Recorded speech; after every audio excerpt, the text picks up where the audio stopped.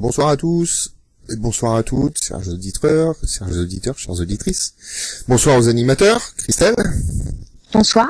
Bonsoir Lorenzo. Bonsoir. Bienvenue à tous dans cette émission hebdomadaire qui vous donne la parole en direct. Cette première émission sera un petit peu spéciale et différente de celles qui vont suivre. On va expliquer un petit peu le concept de l'émission. Poker XR Showdown. Il est très simple, chaque semaine nous allons prendre un sujet poker comme thématique. Par exemple, la position à la table, le continuation bet, le free bet, le vol de blinde. Ce soir sera un petit peu différent, on va pas commencer comme ça, parce qu'elle est un petit peu spéciale. Vous allez vous, chers auditeurs, pouvoir poser vos questions en direct, s'il y a un sujet dont vous voudriez parler, quelque chose sur lequel vous aimeriez rebondir, ou encore une chose avec laquelle vous n'êtes pas d'accord. Et c'est pareil pour les animateurs, bien sûr. Vous avez le droit aussi, hein, si vous n'êtes pas d'accord avec moi, par exemple. Vous avez le droit. On va essayer. Vous avez le droit de critiquer. Nous répondrons à toutes vos questions en direct lors de chaque émission. Ces questions, vous allez pouvoir les poster via le chatroom sur French Poker Radio, notre page Facebook qui a été créée à cet effet, French Poker Radio, Poker XR Showdown.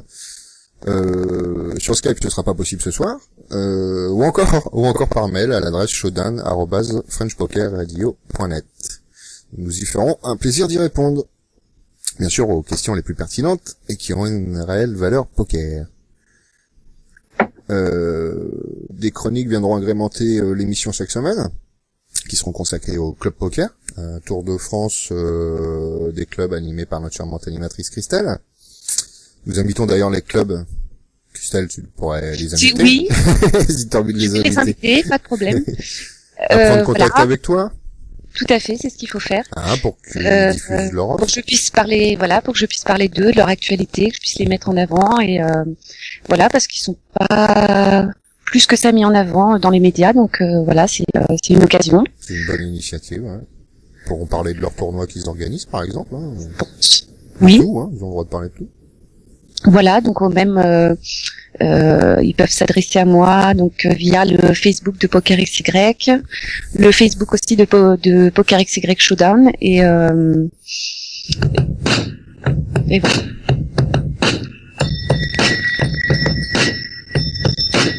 Qui nous a lancé de la musique? Qui nous a lancé de la musique? Allô? Qu'est-ce que j'en sais rien. Très sincèrement, je sais pas. Qui a lancé de la musique? S'il y a des deux animateurs, vous pouvez couper la musique, merci. C'est sympa. Je me serais pas coupé la parole à moi-même, hein, déjà. C'est pas chez moi non plus, hein. Ouais. C'est pas chez moi non plus, hein. Ouais, non, ça donne des têtes de coupable, voilà, toi. forcément, T'as une voilà. tête de coupable, Lorenzo. Forcément, toi.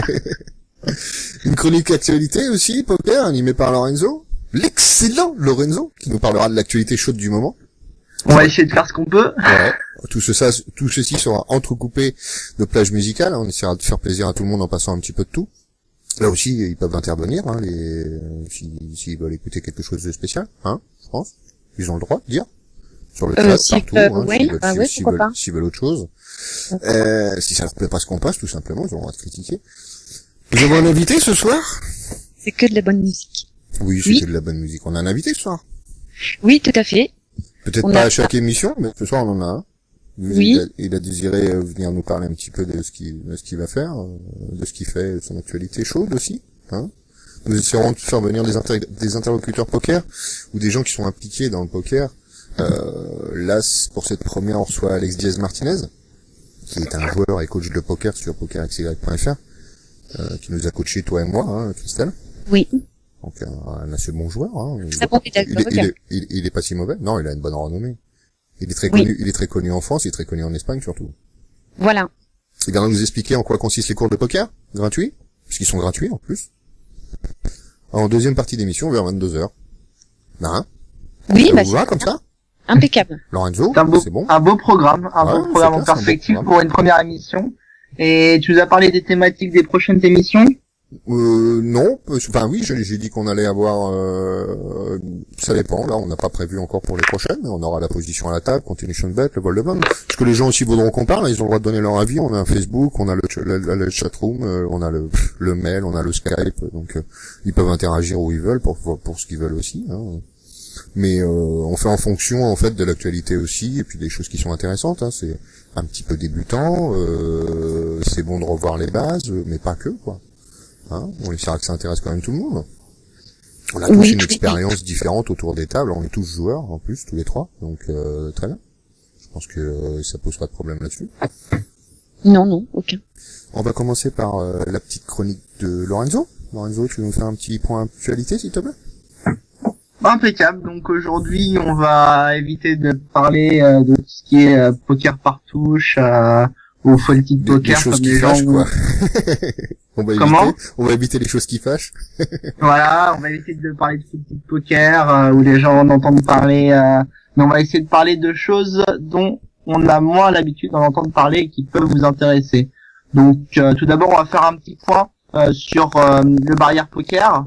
Vous savez que pour l'instant, il y a le main event qui se termine. Oui. Et actuellement, ils sont à la pause dîner, au dinner break. La bulle a éclaté, je crois. Hein.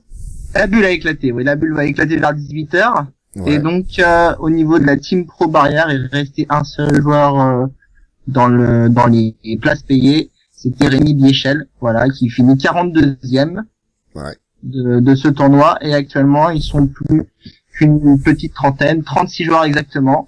Et c'est combien d'inscrits maintenant? Il y avait à peu près 250 inscrits sur. C'est une belle perf qu'il a fait Rémi. Ouais, c'est pas mal.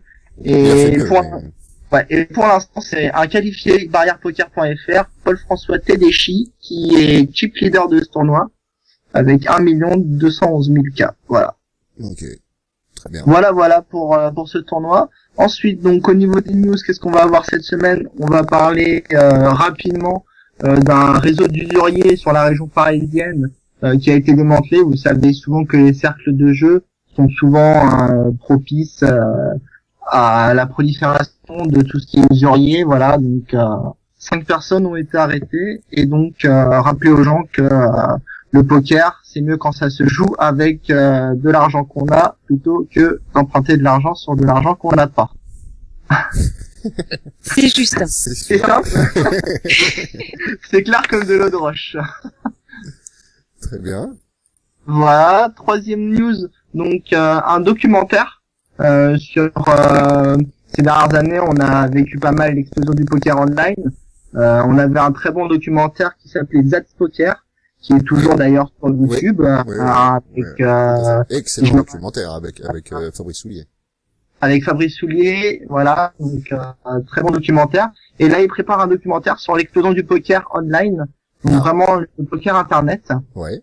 Donc sur le boom du poker qui devrait sortir dans les salles d'ici peu. Et donc bien sûr vous pourrez retrouver, on vous mettra sur le Facebook la petite intro de ce documentaire. Donc pour l'instant c'est en anglais, voilà, donc c'est pour les anglophones et après je pense que ça devrait être mis en version française. Tu te rappelles comment il s'appelle le document? Ça s'appelle Boom, le documentaire. Voilà, c'est pas très compliqué, B-O-O-M. Okay. Voilà. Et ça Pardon. Oui. Non, vas-y. Des joueurs connus qui vont participer au documentaire ou pas? Pas mon nom, mais bon, ça va être détaillé l'industrie du poker online, jusqu'en passant évidemment par le Black Friday, et donc voilà tout ce qui s'est passé depuis la création du poker online. Excellent. Excellente initiative. Hein. Voilà, ça manque un peu dans le poker, c'est clair. On n'a pas de bons documents. Voilà. Le dernier bon document, comme tu dis, c'était That's Poker, quoi, qui était vraiment excellent. Poker, qui était effectivement sur le poker, lui, live. Il est trouvable sur Internet, hein, il est trouvable sur YouTube pour les gens qui veulent le voir. Il est vraiment excellent. Il est à voir absolument, d'ailleurs. Toujours disponible, je crois qu'il y a 5 ou 6 épisodes différents, mais c'est vraiment très sympa, et on a retrouvé également Isabelle Mercier aussi dans ce documentaire. Tout à fait. Fabrice Soulier et Isabelle Mercier. Oui. Voilà. C'est là où je l'ai découverte. Voilà. Parce que c'est une joueuse qui me tient à cœur beaucoup. Oui. Celle qui m'a donné envie de jouer, donc voilà. Oui. Un peu spectaculaire. Canadien, de surcroît. Exact. Oui, Lorenzo. Dernière actu, voilà. Oui. Donc, là, je m'adresse particulièrement à notre collègue Fabien Perrault, que ça pourra intéresser. Ça s'appelle PokerSwag. Voilà, et donc c'est le premier site de coverage personnalisé avec interviews et photos. Donc vous êtes qualifié pour un gros tournoi, vous avez envie que vos amis suivent votre parcours sur ce tournoi, et ben vous avez la possibilité, grâce à Caroline Vercourt, de profiter d'un coverage personnalisé, voilà, avec des photos et le suivi de votre tournoi sur toute sa longueur, avec vos meilleures mains qui se retrouvent sur un blog, et donc vos amis peuvent suivre ça, et après vous pouvez garder ça en souvenir. Voilà. Donc, Caroline Vercourt, qui est la femme de Guillaume Vercourt, hein. Voilà, et qui suit la team PMU, donc effectivement, ce sera vraiment sur les tournois, les gros tournois, les European Poker Tour, les World Poker Tour, et éventuellement les plus petits tournois, peut-être les Barrières Poker Tour aussi. Voilà, mais vous pouvez la contacter donc sur son site Poker Swag, voilà. Donc tu lui lances peut-être un appel pour qu'elle vienne nous voir aussi. Voilà, si elle a donc envie de venir, effectivement, je lance un appel. Donc si elle nous écoute ce soir, on la recevra avec plaisir dans cette émission pour qu'elle nous parle un peu plus de son projet. C'est clair. Voilà. Par contre, moi j'ai une question Oui.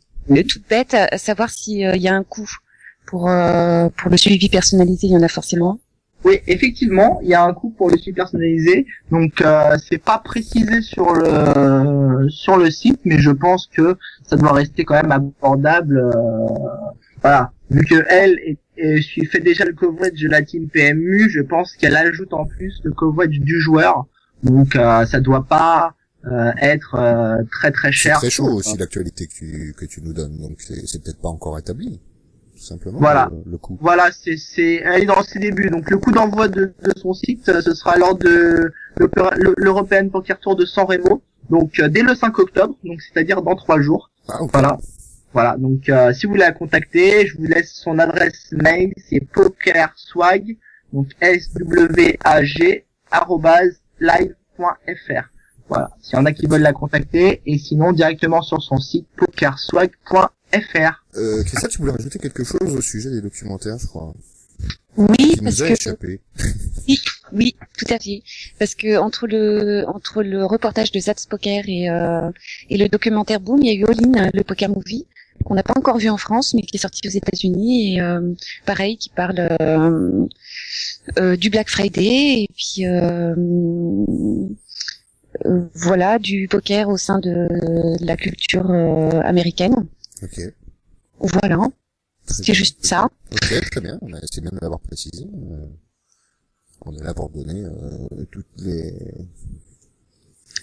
ce qu'on sait, hein. Voilà, c'est comme ça. Je crois que tu vas enchaîner avec ta chronique, Christelle, sur les clubs. Mais oui, je vais faire ça. Un petit tour Donc, un petit tour de France des clubs, hein. Normalement, un petit tour de France des clubs. Voilà, pour cette première, je présenterai pas de club de poker. Oui. Je présenterai un site de poker, online pokerplayer.fr. Oui. Donc French Poker Radio, qui a été contacté par ce site, qui compte presque 10 000 membres. Et 10 000, c'est énorme. c'est énorme, voilà. C'est un Ils sont gros très, forum. très nombreux, c'est un gros forum. Et de façon spontanée, ils ont proposé d'intégrer le Player FPR et le French Poker Radio. Et ils se ravissent de voir une radio arriver sur le site, et puis surtout que c'est pas n'importe quelle radio, quoi. C'est notre web radio, donc C'est clair. voilà, on est très contents. La radio poker 24/24. Voilà, 7 jours sur 7, 24/24. Exactement. Donc j'ai été de faire un charmants animateurs. voilà, tout à fait, et une charmante animatrice aussi. C'est vrai, il y en a aussi. Il y en a demain. Il y a les ministres demain. Oui, alors il y a zut. Donc j'ai été faire un tour sur le site cet après-midi, et j'ai apprécié. Moi, j'ai passé un bon moment. J'ai trouvé des supports pédagogiques, bon pas très nombreux, mais pas mal d'articles et des règles de conseils pour les conseils au poker, et surtout des vidéos. Et il y en a certaines qui m'ont accroché, comme les chip tricks. Voilà, je le dis pas bien. Les tricks, les chips tricks. Ça, oui, j'avais même pas compris en fait. Voilà. Donc voilà, et un que je ne connaissais pas, donc beaucoup que je connaissais pas, et un qui m'a comment dire,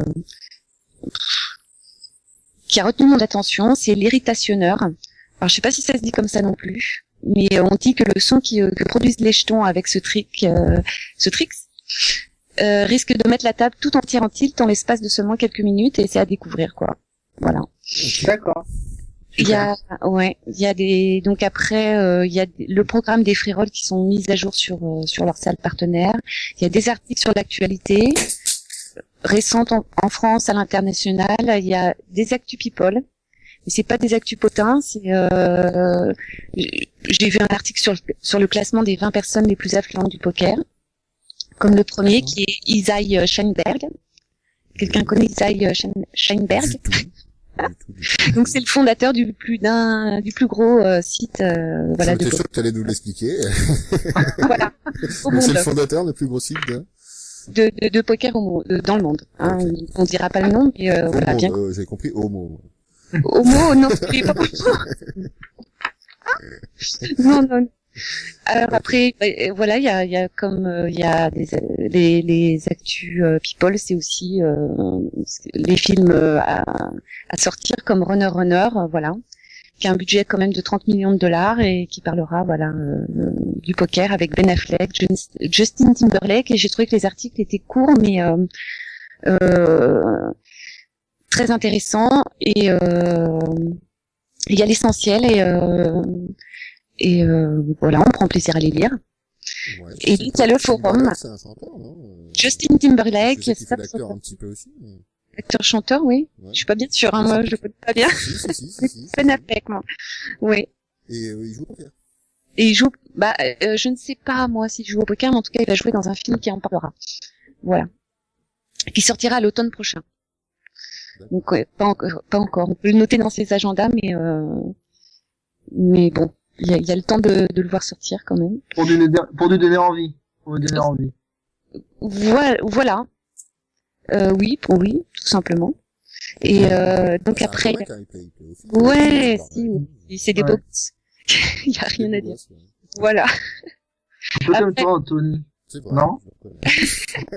Tu n'es pas mal non plus, Lorenzo. Pour moi qui t'ai fréquenté en vrai, tu sais que tu as ton charme, tu es ravi des filles du cercle ici. S'il joue comme il chante, oui, je suis d'accord. Lorenzo, il sait chanter. Moi, par contre, non. Chanter. Moi, je chante pas bien. Quand je chante, il pleure en général, mais bon. C'est Slash qui nous fait cette réaction sur le chat. C'est clair. Alors après, il y a un forum, un gros forum. Donc une grosse communauté avec une section free roll et qualifs du moment.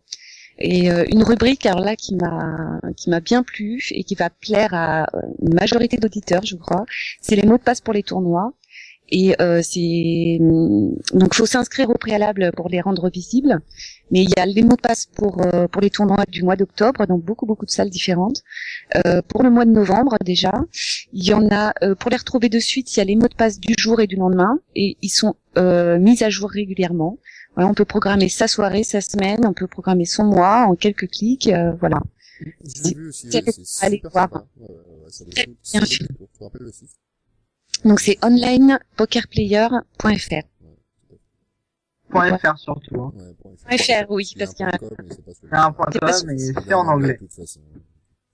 Donc il y a un petit plus aussi, c'est un chat au début de la page d'accueil qui est très coloré et où la communauté de Online Poker Player se retrouve facilement et qui partage, et c'est très ludique et voilà, très agréable. Et voilà, bref, faut aller y faire un tour, le découvrir, c'est un site accueillant, très simple. La présentation est super agréable et on passe un moment, un très bon moment à parcourir. Intégré d'ailleurs French Poker Radio. Oui, alors voilà, il y a le player French Poker Radio et il y a un article sur. Un site très bien. Oui, tout à fait. Donc bon goût, en tout cas. Oui. Mais non, mais vas-y, exprime-toi. Donc voilà, il y a un forum, moi je trouve que sa section mot de passe mise à jour régulièrement, c'est très fort, c'est un gros travail et c'est très très bien fait, et voilà, il faut pas rater cette rubrique là de ce gros forum très très sympathique. C'était fini? Oui. Tout à fait. C'est bien de préciser. On se fait un Donc petit- je vais ajouter les coordonnées de Online Poker Bien sûr. Player voilà, sur le Facebook de PokerXY Showdown et voilà je vais mettre l'article aussi qu'ils ont écrit sur French Poker Radio et puis c'est tout. Voilà. Ok. C'est déjà pas mal quand même, hein. C'était pas mal. C'est déjà pas mal. On a parlé longtemps, on a pas eu ton tour d'audience maintenant. C'est bon, C'est bon, je laisse. ah ouais, non, c'est bon. On va arrêter. Tu peux rentrer chez toi. Ah ouais, je plaisante. Vous êtes partis en vacances cet été, les enfants, à la plage ou quelque part, non? Il y a plus de son. On est là, on nous entend. Donc Oui, normalement. on nous entend, on est en direct, Christelle. Vous êtes partis en vacances cet été, les enfants? Oui. Je suis partie, voilà, une petite semaine, en vacances, bien sûr. Lorenzo, t'es pas parti, toi, je crois. Non, pour moi, pas de vacances. Pas de vacances, c'est un football. Du moins à Tu Deauville. travailles énormément, ouais, oui, t'as été à Deauville, oui. Mais pour jouer. Oui, pour jouer, oui, exactement, le Barrière Poker Tour. On s'est retrouvé là-bas, d'ailleurs, tu m'as invité, d'ailleurs. Bien sûr. T'es venu me voir le dimanche pour la journée de gala. Un petit coverage, ouais, c'était bien sympathique. On a été à Lille aussi, ensemble, voilà. Bon, là, moins performant, mais bon, à Deauville, t'as fait un ITM, je crois. Oui, 22e. 22e en sortant des qualifications. Donc 100 joueurs dans les qualifs, et 190 joueurs dans le main event derrière. C'est vraiment Ouais, une excellent. très Très belle perf. très belle perf. Ouais. Voilà. Pour un SAT, en plus, hein, je crois que t'avais investi 250 euros et que, 22e, t'as pris 10 fois ce que t'as investi. Ouais, multiplié par 10. Ouais. Si ça pouvait faire ça sur chaque tournoi, ce serait impeccable. Tout le monde serait content, hein, même tous les joueurs de poker seraient contents. Et Lille qui a un peu moins bien marché pour chacun d'entre nous. C'est clair, même ton copain qui était avec nous, Arnaud aussi, qui était là. Oui, qui a Il fait deux fait bulles. 2 Bubble Boys Oh, dans le même week-end. il fait le bubble au BPT de Lille, il fait le bubble au Deep Stacks. Ah, 500. ouais. Ouais. Mais on a, Et je fais le bubble au satellite du Deep en plus. Il était à ma On a droite. on a passé quand même un bon week-end avec Mama aussi, qui était présente avec nous. Qui Qui nous a a le coverage. C'était fait l'honneur de faire notre coverage.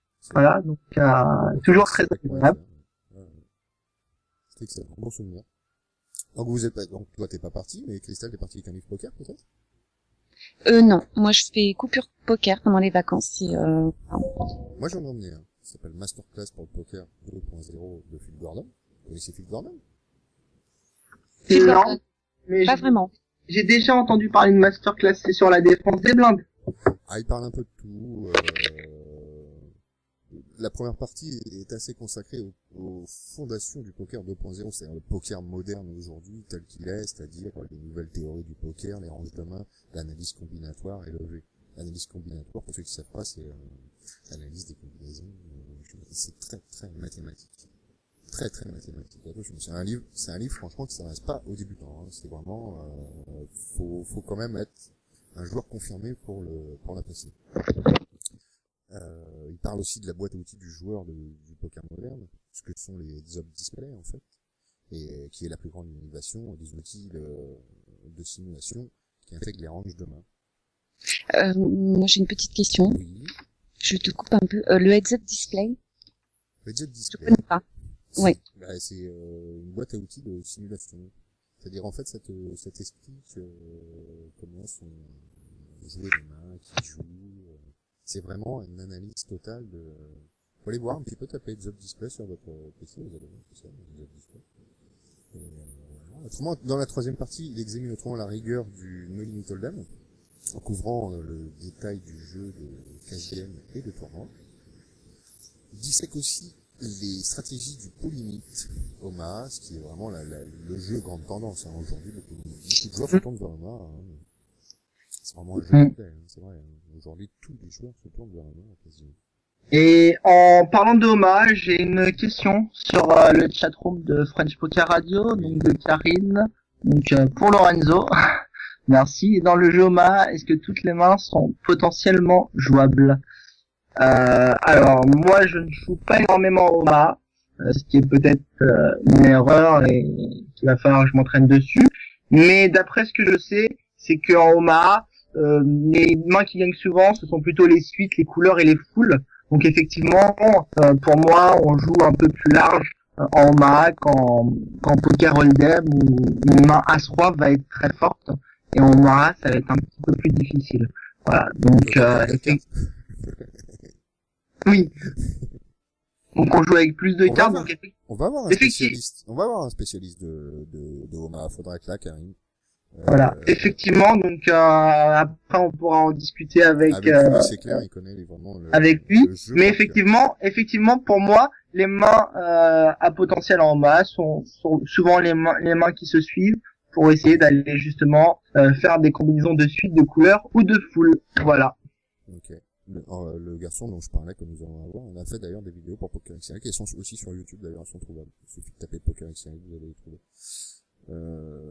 Qu'est-ce qu'on disait? Le monsieur qui nous apprend, Phil Gordon. Vous savez pas qui c'est Phil Gordon en fait? Je vais peut-être vous expliquer qui est l'auteur quand même. Ouais.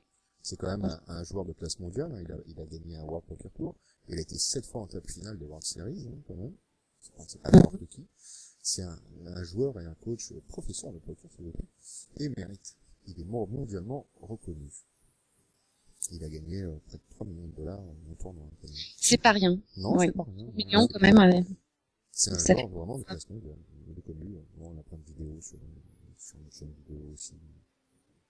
Il suffit de taper, il doit être à mon nom, c'est Tony Royer. Vous tapez Tony Royer sur YouTube, vous allez trouver plus de 500 vidéos, vous allez voir régaler à peu près. C'est clair, pour ceux qui aiment les vidéos. Et ce que j'ai aimé dans ce livre, en fait, moi, c'est qu'il a invité des jeunes whisky, ce qu'on appelle les whisky, c'est-à-dire les jeunes prodiges actuels du poker, qui s'expriment sur les stratégies qui font le succès. C'est-à-dire, il y a Phil Galfand, il y a Annette Obrestad, il y a Dan Cates. Des joueurs vraiment très connus. Le livre oui. Comporte 332 pages environ. Il est à 25 €. Je pense que c'est abordable pour n'importe quel joueur. Il a été édité aux éditions Ma Édition qui propose un catalogue varié de plein de livres, l'informatique, la vie pratique, le poker bien sûr, la photo, la vidéo. Voilà. Entre autres. Alors. Oui. Anthony, on m'annonce qu'il faut que tu montes ton sonotone. Ah. On a un espion qui nous pose une question. Alors, Azo, tu peux lui répondre? J'ai une question urgente, je suis sur Winamax, j'ai A4F, oui, j'ai relancé, et on fait tapis, je fais quoi? Je pense qu'il manque des informations, non? Alors, je pense que, tout simplement, pour répondre à une question comme ça, donc, on parlait de coaching tout à l'heure. Ouais. C'est un petit peu compliqué, parce qu'on ne sait pas dans quel tournoi tu es. Dans quelle structure de tournoi, à quel moment tu es du tournoi, les blindes, ton tapis, voilà, le tapis du joueur en face. Combien te reste-t-il de big blind par rapport aux grosses blindes? Donc c'est un peu compliqué de répondre. Oui, c'est trop tard. Mais effectivement, donc As-Roi de trèfle en général, c'est une main premium, une très bonne main puisque c'est les deux meilleures cartes qui se suivent. Au niveau 1 de As-Roi et au niveau de la couleur, voilà.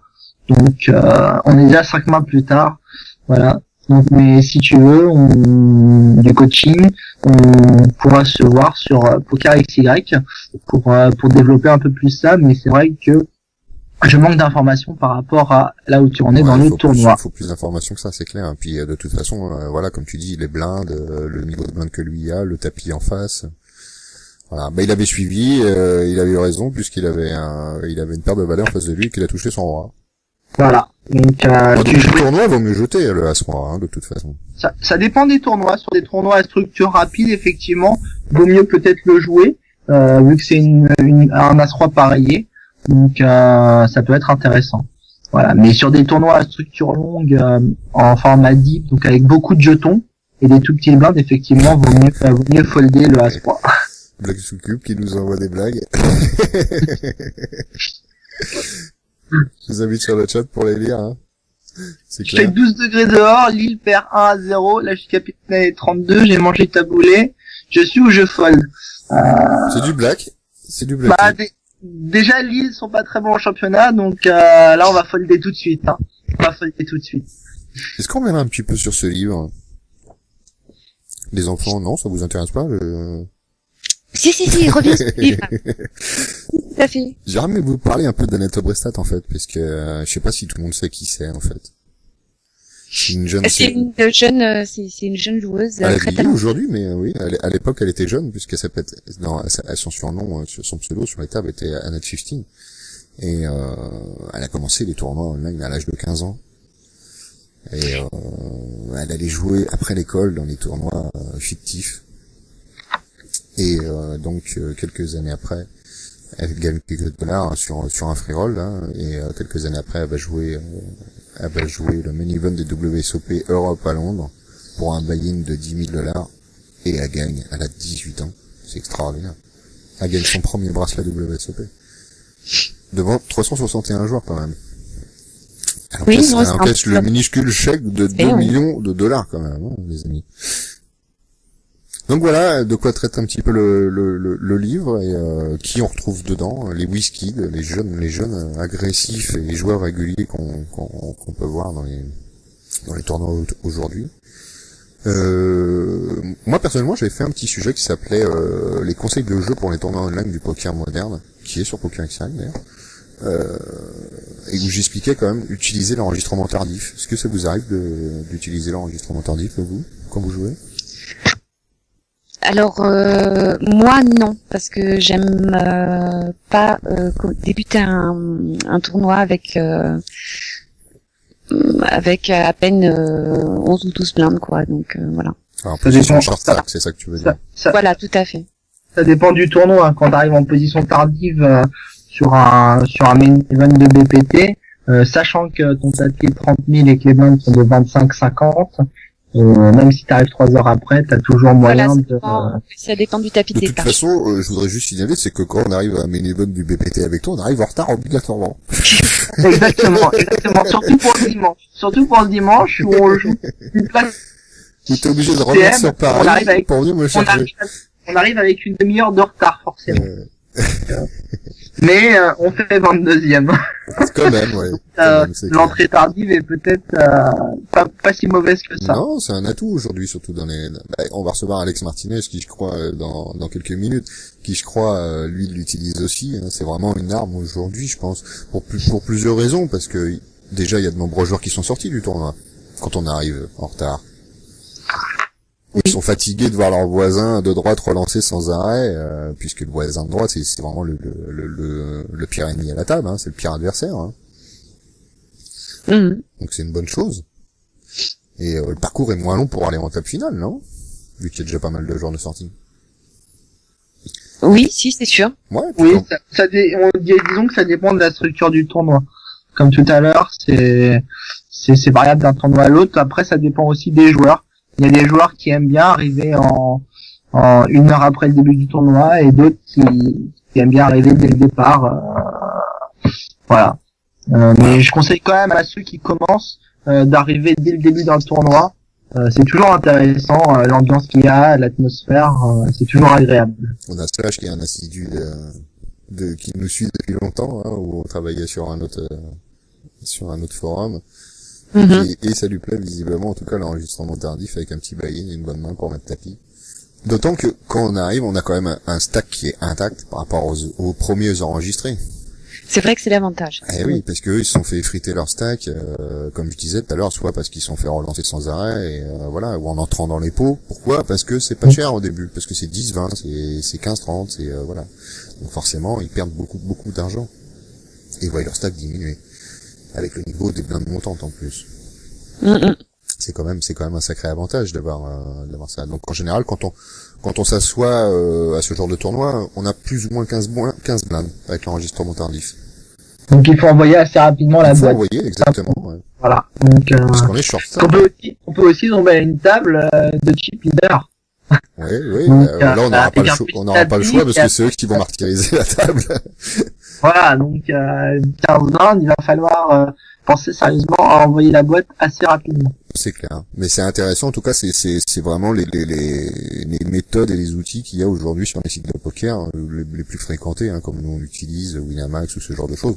C'est clair que c'est pas négligeable d'arriver. Aujourd'hui, je crois que Winamax offre 1h30 après l'enregistrement. On est à 10 blindes, entre 10 et 15 blindes. Les plus fréquentés. Il y a pas mal de tournois qui offrent barrière aussi. Il y a 2 heures d'enregistrement tardif. Ça fait beaucoup, non? Peut-être, non? Voilà. Une heure et demie, déjà, c'est pas mal long, hein. Ça dépend des tournois, après, ça dépend des tournois. Mais si on peut, voilà, si ça peut devenir un avantage, c'est vrai que c'est intéressant. C'est un avantage quand on sait jouer short stack, en fait, tout simplement. Voilà, c'est ça. Oui.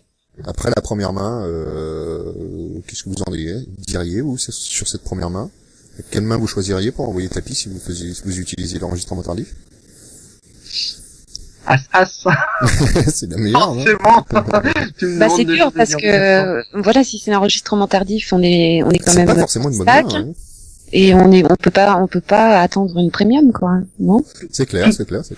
Toutes les paires au-dessus du 8, ça peut envoyer boîte, tu peux être payé par As-Roi, As-Valet, As-5, quelqu'un qui a un peu short stack, va te payer avec Mr. As. On peut voler, sans obligatoirement une bonne main. On peut voler, effectivement. On peut profiter de ça, hein, la faiblesse de l'adversaire. La faiblesse de l'adversaire, c'est quoi? Quand il est en blinde, il a pas choisi de rentrer à ce moment-là. Il est comité d'office, donc, Puisqu'en enregistrement tardif, on peut aussi avoir la mise en place des antés. Donc, c'est vrai aussi, souvent. Sachant que sur les antés, l'objectif, c'est d'impliquer tout le monde. C'est de voler les pots, quand les antés sont là. C'est aussi d'impliquer tout le monde dans les coups. Bien sûr. On paye tous l'anté. Mm. Donc, les positions préférentielles, je pense qu'il y en a 3, hein, c'est le bouton, le cut-off et le hijack. Quand personne n'a relancé avant, bien sûr. Hein? Effectivement. Oui, Christelle, non? Non, pour oui, si. C'est oui. D'accord. Je suis d'accord. Non, mais je Tant regardais mieux. les paires à partir de 9 ou à partir de 8. Voilà, j'aime pas les 8. Oui. Ça c'est voilà, c'est un point de vue personnel. Oui, mais voilà, est-ce qu'on doit jouer tapis? Je pense pas. Sincèrement, contrairement à ce que dit Lorenzo, voilà, on est 3 autour de la table, si je puis dire, et on pourra avoir 3 avis différents. Les petites paires, j'aurais tendance plus à les jeter, et les mauvaises associées. En même temps, c'est l'école Alex Diaz-Martinez, puisque lui m'a appris, en tout cas, à jouer au moins As-9 minimum pour faire. Mais là, tu nous parles quand on est short stack. Oui, tout à fait, ouais. En termes de short stack, une paire, t'as quand même peu de chances de te retrouver face à une paire supérieure. Tu vas te retrouver en général sur un coin flip avec As-Roi, As-Dame. Je suis d'accord avec toi, mais voilà, tu vas te As-10, retrouver face à Roi-Dame ou As-Dame ou un As-10, et ce sera vachement dur quand même de passer ta paire de 4 ou ta paire de 5 ou ta paire de 6 ou tout ça. Mais ça tient, il faut, ça peut tenir, oui, bien sûr. Au poker, pour aller au bout d'un tournoi, il faut avoir un peu de chance à un moment. Il faut que ces coups-là, ça passe. Il faut que ton As-Roi, t'arrives à toucher ta carte, pour battre l'adversaire, et quand t'as une paire servie, même petite, il faut qu'elle arrive à tenir jusqu'au bout. Ouais. Donc, il y a d'autres règles ici, je pense, qui sont à prendre en compte, c'est, ne jamais mettre tapis avec plus de 4 joueurs encore derrière soi à parler. Ça, c'est vraiment primordial pour moi. C'est ce que j'explique en tout cas dans le sujet. Ne jamais mettre tapis quand il y a une relance avec une main ne supportant pas les relances, comme un KJ, un Q10 ou ce genre de choses. Sauf en cas de grande force majeure, bien sûr, sur un stack en dessous de 10 blindes, là on est bien obligé d'envoyer. Mais être attentif aussi à l'augmentation des blindes. Ça peut jouer, hein. Je pense que si la blinde dans quelques secondes elle passe au niveau supérieur, vaut mieux envoyer tout de suite. Non. Oui, et surtout ne pas se stresser.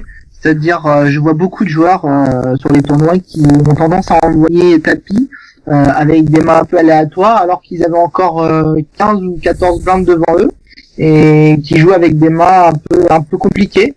Donc tout ça par peur de pas avoir d'autres mains derrière. Donc il faut essayer d'attendre un maximum et de sentir un peu le coup et de surtout pas stresser et de pas hésiter à attendre, quitte à descendre un tout petit peu en dessous de 10 blindes. Éviter les mauvaises as et tout ça. Hein. Voilà. Ouais. On est réellement en danger à partir de cette blinde. Hein. À Le se réel retrouver danger, c'est cette blinde. ne pas avoir peur de se retrouver même à 8 ou 9 blindes pour toucher une main As-Roi, On lit beaucoup As-Dame. ça sur les forums et sur les sites. Moi, je suis pas tout à fait d'accord où on dit 10 blindes envoyées tapis. Sachant que si on le fait à 7 blindes, ça fait quand même 30 mains de plus quand même. C'est quand même énorme, on a le temps de voir une vraie main, quoi, c'est clair. Une autre petite règle aussi, c'est tenir compte du full equity. Vous êtes d'accord avec ça? Ouais, il faut pour certains peut-être expliquer le fold equity. Le fold equity, c'est quand votre adversaire en face a très peu de jetons. Il est sûr que si vous envoyez tapis et qu'il pense avoir une main, même un as pas terrible, il dira, ça c'est clair, il y aura pas de fold equity. Si vous jouez un gros tapis, il y aura pas de fold equity parce que lui il va vous payer avec n'importe quoi. Faut mieux viser les tapis qui sont au même niveau à peu près au même niveau, ou un petit peu à peine supérieur des nôtres, du nôtre, quoi, en tout cas. C'est mieux, non? Voilà, il faut l'equity. Pas de bluff, bien sûr, c'est une des règles primordiales aussi. Bonsoir Alex. Salut Anthony. Salut Christelle. On parlait justement un petit peu coaching. Salut Lorenzo. Bonsoir Alex. Et salut les auditeurs. Écoutez, ça va, comme un mardi soir. Dis-moi, Anthony. En off, on parlait un petit peu coaching, hein. Tu nous disais que aujourd'hui le poker a évolué et que c'est vrai ce que tu nous apprenais c'était il y a 2-3 ans et que aujourd'hui il faut s'adapter plus clairement aux tables, quoi, et aux joueurs. Exactement, c'est-à-dire que j'étais en train de vous écouter, et en écoutant quand vous étiez en train de dire que oui, à 15 blindes faut mettre la boîte, à 10 blindes et on est obligé d'aller à all-in. Effectivement, c'est ce qu'on devait faire il y a 3 ans, mais aujourd'hui il y a des petites modifications à cela. Être à moins de 15 blindes, c'est effectivement les deux seuls mouvements qu'on a possible à faire, c'est all-in ou fold, mais ça veut pas dire qu'il faut se précipiter pour aller mettre un all-in. On va chercher effectivement les bonnes cartes, les bonnes situations. Si on n'a pas les bonnes cartes, on va chercher les bonnes situations, et dans les bonnes situations, effectivement, tu précisais Anthony, il y a le fait de n'avoir que 4 joueurs grand maximum derrière soi. Donc à partir du moment qu'on a moins de 4 joueurs derrière soi, si la main vous est venue folder, c'est-à-dire que personne n'a voulu rentrer dans la main, c'est une situation favorable pour pouvoir pousser nos 12 blindes, nos 13 blindes, même avec une main qui n'excède pas As-10, As-Valet, etc. On n'est pas obligé d'attendre As-10 et 9 suffit. Ce genre de main. Quelque chose que je voulais reprendre tout à l'heure, c'est lorsqu'on a moins de 7 blindes, là par contre là on va plus du tout attendre les mains. On va vraiment y aller avec moins de 7 blindes, on va aller chercher la chance, parce que essayer d'attendre les bonnes cartes vont vous faire passer de 7 blindes à 14 blindes, donc vont nous laisser dans une situation toujours un peu difficile. Donc il faut absolument jouer tout et n'importe quoi avec moins de 7 blindes. Alors quand on parle de tout et n'importe quoi, on va dire tout et n'importe quoi sauf des poubelles, tous les as, toutes les paires, toutes les suites tête connector, toutes les cartes avec un certain potentiel, on va mettre la boîte indépendamment de ce qu'il s'est passé avant nous. C'est-à-dire, il y a eu un all-in, je paye le all-in, un troisième qui va all-in, et vous avez un 7 et un 8 de pique avec 6 blindes, on sait qu'il y a une paire d'as cachée derrière le troisième all-in, d'accord? Mais c'est pas grave, on va aller chercher la chance, parce que ce qu'on va essayer, c'est au moins de se tripler. Ok. Donc voilà. On attaque, il arrive, il attaque directement au poker, voilà, on l'arrête plus, ça y est. Si vous voulez qu'on attaque. C'est quelqu'un qui mange d'or poker. Et puis surtout dans cette configuration-là, on peut imaginer que les 4 ou 5 autres joueurs aient tous As-Roi, As-Dame, Roi-Dame, et tous des grosses mains. Et donc finalement, se bloque une carte, et finalement notre main en 7-8, on améliore puisqu'on joue beaucoup d'out. Puisque leur main c'est nul, ouais, tout à fait. Voilà, et on joue effectivement les mains qu'ils ne jouent pas du tout. Donc tu peux peut-être te présenter un petit peu, Alex, de parler un peu de toi. Ah bah, je ne savais pas si vous avez fait une introduction avant, c'est pour ça. Hein. Non, du tout. On t'attendait. Tout le monde était impatient de t'entendre. Bah alors vas-y, qu'est-ce que tu veux savoir exactement? Qui es-tu? D'où viens-tu? Où vas-tu? Où vis-tu? Alors, je suis Alex Diez Martinez. Le 1-0 dans mon nom, c'est tout simplement le 10, oui. Le 10, c'est la traduction de Diez, c'est le chiffre Diez. Diez, c'est mon deuxième nom de famille.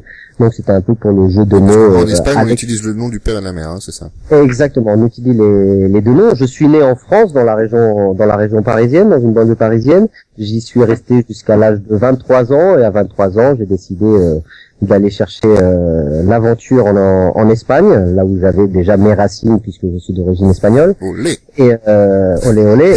Et à 23 ans, donc je suis donc parti à Barcelone en l'an 2000. Auquel je suis parti, j'ai ouvert un bar de nuit, et en ouvrant ce bar de nuit, c'est comme ça que j'ai découvert finalement le poker. Ouais. C'est bien, il y a des fois, Patrick Buell s'en veut que je n'ai pas appris le poker que grâce à lui. Non, il y avait d'autres. Patrick Ouais. Bruel. D'accord. C'est un tout petit du secteur. Et, Un ancien. un ancien, mais bon. Reconverti dans la chanson. Alors moi, peut-être que je passerai par la chanson bientôt. Tu y es passé, je crois. Tu y es passé, je crois. D'une manière très rapide et entre amis. Mais voilà, à l'arrivée en Espagne en 2000, je monte un bar auquel j'ai des clients qui jouent à un jeu avec 5 cartes en main, le jeu reconnu comme le jeu du poker.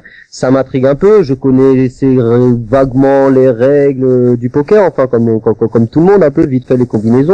Ouais.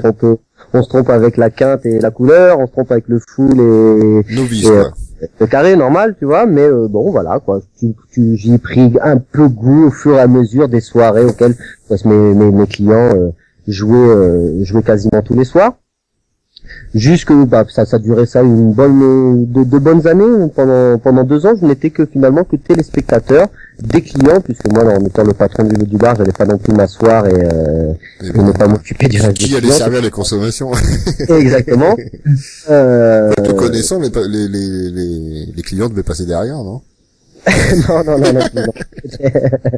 Il est servir. Il est servir. C'était amical, mais pas à ce point-là. Ouais. Et donc 2002, je commence là réellement C'est vers là à excuse-moi, c'est vers là qu'on s'est rencontrés, non? 2006. Ok. Avec toi, c'est 2006. Ok. 2002, j'y commence à y prendre goût, donc je commence à m'y asseoir, mais on joue vraiment de très petites parties et vraiment très amicales, aucune stratégie de jeu, aucun. C'est on essaye de bluffer, puis voir. Jusqu'à l'arrivée de Canal+, l'arrivée de Patrick Bruel, 2005-2006, un truc comme ça. Ouais. J'ai un de mes cousins sur Paris, alors il y avait déjà Les premiers Skype WPT. et les MSN qui existaient, donc je continue à rester en communication avec toute ma famille et tous mes amis. Et là, tout d'un coup, cousin qui m'appelle, qui a une superbe émission poker sur Canal+, avec Patrick Bruel, je ne sais quoi, WPT, par curiosité, je me Et suis tu mis, découvres. j'ai regardé, et là, découverte, extraordinaire, première émission, et ça y est, déjà dans l'engrenage immédiat. Donc dans l'engrenage immédiat qui veut dire commencer vraiment à suivre un peu plus, à s'intéresser au Texas Hold'em, donc laisser de côté le vieux poker et commencer à apprendre tout simplement les Le règles du poker, tu Texas veux dire Hold'em. avec les cartes fermées, hein. Exactement, le draw. Et tout simplement, pour se mettre à apprendre à jouer, connaître un peu les règles, c'est ouvrir un compte dans la première salle qui m'était venue à ce moment-là, s'ouvrir un compte fictif et jouer. Et c'est là d'ailleurs où on s'est rencontrés avec la petite anecdote sympathique auquel je me rappelle très bien d'une conversation de sourds qu'on a eu ensemble tous les deux en tennis. Sur la room, sur la room, on était T'es en pas train de jouer d'accord. sur Titan et toi tu me dis non, je joue sur je sais pas Je sais Poker plus, c'était 770. poker, je crois que c'était. Mais non, c'est pas possible parce que moi je suis sur Titan et toi tu dis bah non, moi c'est ça Poker. rejoignait, ouais, ça Puis on rejoignait. a fait tout un discours Les rooms de- se rejoignaient entre elles, ouais. puisque à ce moment-là, on comprenait pas qu'il y avait un seul réseau et plusieurs salles jouées sur le même réseau, donc on n'était pas obligé de venir de la même salle, mais c'était assez marrant cette anecdote. C'est clair, c'est clair. Donc voilà, en Espagne, voilà, l'arrivée du poker m'est arrivée tout simplement en Espagne, puis ensuite une petite évolution au fur et à mesure. 2006, je connais Anthony sur les tables, on commence à se voir assez souvent le soir en apprenant, hein, on est des novices à ce moment-là, comme la masse de joueurs qu'il y a encore en Europe. Total. On joue, on s'amuse, on pense pas à l'argent, mais on avait ce petit intérêt d'améliorer son jeu, de ne pas payer avec tout et n'importe quoi, de pas mettre des all-in avec tout et n'importe quoi, et Non, c'était à rigoler aussi, non. C'était Exactement. vraiment une réunion entre potes, on était vraiment contents de se retrouver là tous les soirs aussi. Tout à fait. plaisant. Tout à fait. Jusqu'à loi de la vie qui fait que, au fur et à mesure, finalement, on se sépare. Chacun prend un peu, ses rênes de chacun de son côté. Et de passer à du fictif, on passe tous à passer à un moment donné à vouloir essayer de l'argent réel à travers des free rolls, etc. Et c'est à partir de là que j'ai réussi à monter une petite bankroll grâce à certains free rolls. Et en parallèle, eu la chance de connaître 2 amis professionnels Oui. espagnols Fais-nous citer leur nom, peut-être. qui jouaient déjà, Javier Martinez et Santi Torres. Alors 2 joueurs professionnels qui étaient déjà assez reconnus sur le circuit en Espagne. Ouais. Et là, j'ai eu la chance qu'ils me mettent finalement sur leur épaule à regarder leur partie sur Skype pendant, moi je sais pas si on va dire de 2006 à 2007, mi-2007, pendant quasiment 1 an et demi, je me passais mes soirées à regarder les parties de mes 2 amis professionnels et ils me commentaient toutes leurs mains. Donc c'est là où réellement j'ai pris une puissance d'information dans la tête et réellement de voir réellement les actions réelles, c'est-à-dire vraiment les exemples concrets, pas seulement de la théorie. Et avec le conseil ultime de ces 2 amis qui me disaient de surtout ne pas jouer, d'accumuler tout ce que je pouvais comme information et de ne pas mettre à pratiquer, qu'eux ils ne voulaient absolument pas que je me mette à pratiquer et à apprendre en perdant de l'argent. Ils voulaient que je me mette à jouer immédiatement une fois que j'aurais réellement toutes les bases réellement nécessaires. Ça m'a pris 1 an et demi. Alors ça m'a pris 1 an et demi parce que je ne me suis pas mis non plus tous les soirs à 3 heures par soir. J'avais ma vie privée, j'avais mon travail, etc. Donc assez assidu, mais pas non plus de façon exagérée. Et tout simplement, ça m'a aidé énormément à améliorer mon poker. Tu t'es arrêté où? Tu t'es arrêté Je m'en suis arrêté auquel j'ai passé pendant 1 an et demi à regarder les parties des autres, à m'ennuyer, à voir des bad beats, mais encore je sais pas avec mon argent, à avoir des bad beats, à voir c'était quoi une variance négative, à me mentaliser, à me mettre déjà dans la tête ce qui allait arriver dans un futur proche, tout simplement, mais avec la chance de ne pas avoir utilisé mon argent. Par la suite, je le fais un peu plus rapidement. Par la suite, en 2008, arrivé jusqu'en 2012, par le fait, comme tout finalement, comme tout dans la vie, le fait d'être au bon endroit, avec les bonnes personnes, etc. Par le biais de tournois en live que j'ai vu dans le casino, j'ai rencontré donc les personnes adéquates pour pouvoir travailler avec eux dans plusieurs rooms. Et donc depuis 2008 jusqu'à aujourd'hui, je travaille comme professeur pour différentes rooms de poker avec lesquelles j'ai eu des différents contrats. Et en ce moment, en grosse collaboration avec Poker XY, auquel on est en train de donner des cours et auquel on pourrait profiter justement pour répondre à Karine, qui était en train de demander sur le chat si on savait quand est-ce qu'allait se dérouler le 2e cours avec Alex. Donc tout ça, c'est entre les mains d'Anthony qui gère tout mon planning. C'est ma petite secrétaire, hein, Anthony? Oui, tout à fait. Et tu es à bloc pour pouvoir te mettre en contact avec ces personnes-là et leur offrir le 2e cours rapidement quand ils le veulent. Juste préciser que tu ne te tapes pas ta secrétaire. Hors de question. En tout cas, après t'as bossé un petit peu pour la communauté française, aussi pour la communauté espagnole. T'as jonglé entre les deux. Hein. Exactement, en partant du principe que pour amener un joueur dans une salle payante, il était absolument pour moi primordial de d'abord le préparer. Un joueur qui va arriver dans une salle payante sans être préparé, la seule chose qu'il va gagner, c'est de perdre. Voilà ce qu'il va gagner, c'est tout simplement, la plupart du temps, de perdre. S'il gagne, ça va être uniquement par le facteur chance, puisqu'il est complètement débutant, mais la plupart, si on va prendre sur 100 personnes qui ne savent pas jouer, qui vont rentrer pour la première fois en jouant des parties d'argent, 80 vont perdre. Donc tu vas avoir 80 personnes désillusionnées qui vont complètement perdre l'intérêt pour le poker, parce que dans ces 80 personnes, il va y avoir des gens qui vont croire, qui vont savoir que c'est à cause de leur niveau, de leur faible niveau qu'ils ont perdu, mais il y a surtout d'autres personnes qui vont s'imaginer que la salle a voulu les faire perdre, que la Saperdas qu'il a perdu, c'est un complot. C'est un complot des extraterrestres qui sont venus attraper la CIA, le FBI et le KGB réunis. Exactement, d'accord. Donc à partir de là, il est pour moi primordial qu'un joueur, avant de s'installer dans une salle, mettre de l'argent, il est quand même primordial qu'il ait certaines bases. Okay. Avec ces certaines bases, c'est ensuite une question de discipline, d'envie et avec un peu de chance qu'on peut y arriver sans aucun problème. Le facteur chance est aussi important en poker, surtout aujourd'hui. Effectivement, tout à fait. Puis le facteur chance est important au début, surtout au début de monter sa bankroll, par exemple. Si on a décidé de investir peu et essayer de monter un peu sa bankroll pour pouvoir jouer au poker, effectivement, il faut pas tomber sur la variance négative avec ta paire d'as qui perd contre une paire de 8, avec tes foules qui se retrouvent face à un full puant, avec tes trios. De toute façon, c'est le poker sur le long terme, hein.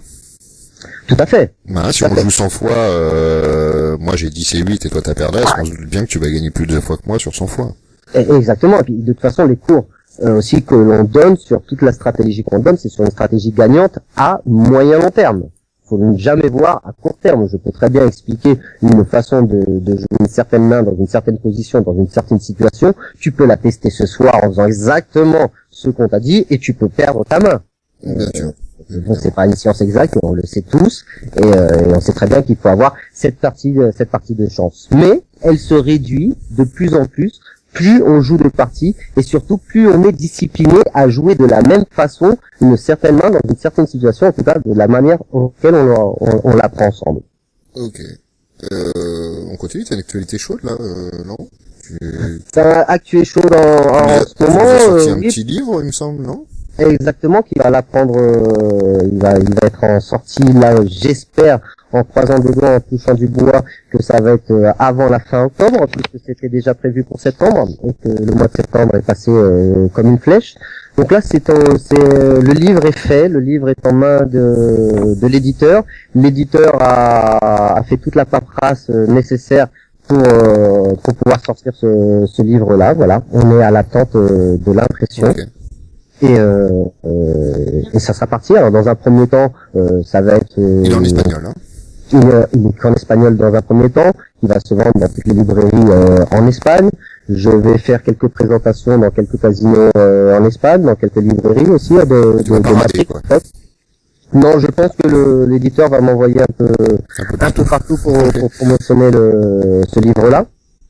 Tu vas avoir un peu les boules, hein, parce que tu vas aller voir les autres jouer et toi tu vas présenter ton livre. On s'échappera. Tu as signé ma place, s'il te plaît. Chaque chose en son temps aussi. Et, les heures et les heures que j'ai passées sur les tables ou derrière mon PC à jouer, j'ai donné. Donc il est bien aussi à un moment donné de faire un break et puis de partager un peu son temps poker, un peu tout. Est-ce qu'il y a un livre à offrir? Pardon? C'est une question que j'ai sur le Skype. Est-ce qu'il y aura des livres à offrir? Est-ce que tu offriras des livres? Des livres à offrir, j'imagine qu'on va sûrement faire quelques promotions avec certaines web, etc. Donc oui, après dédicacé bien entendu à toute personne que je Oui, moi j'avais demandé mon exemplaire dédicacé il y a un moment déjà en plus. Tu es sur toi tu l'as demandé avant que je me mette à écrire. Voilà. Avant le premier mot. Donc je suis censée avoir le premier exemplaire. J'en veux un. Si tu veux, je te passe. C'est la raison du succès, ça, Alex. Mon acte de naissance, Christelle, et puis tu auras tout sur. Ah, formidable. Je pourrais. Des livres en espagnol ou traduits en français aussi? Ils seront traduits en français, je crois, s'il y a de grosses ventes en Espagne, hein, c'est ça, hein, si ça se vend bien. C'est surtout que dans un premier temps, on a choisi de sortir qu'en espagnol pour une histoire de profil de personnes. Le profil débutant, aujourd'hui en Espagne, est beaucoup plus important que le profil débutant en France. En France, très rapidement, on va se retrouver que sur 5 familles, 4 familles connaissent absolument déjà les règles du poker. On dit pas qu'ils savent jouer, on dit qu'ils connaissent les règles du poker. En Espagne, sur 5 familles, il n'y a qu'une seule famille qui va connaître les règles du poker.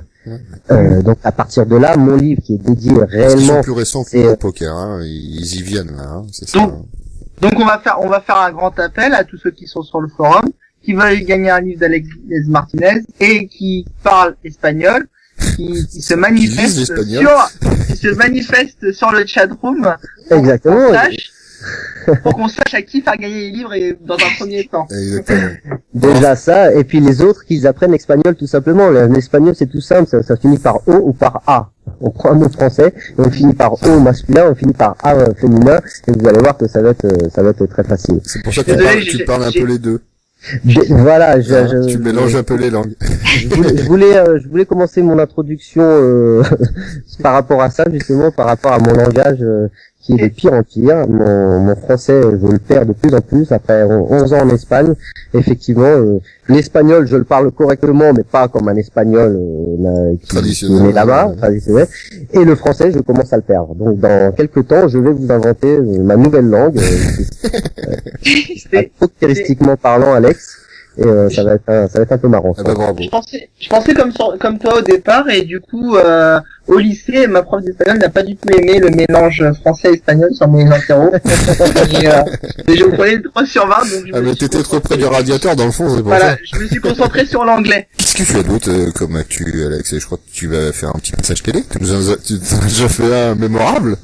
Un très mémorable, très court, mais très intense. Voyons voir, je participe à un programme télévisé de poker organisé par mon sponsor LB Poker, qui a un programme télévisé sur une chaîne du câble d'ici en Espagne, Ouais. et qui se diffuse tous les vendredis, tous les samedis soirs.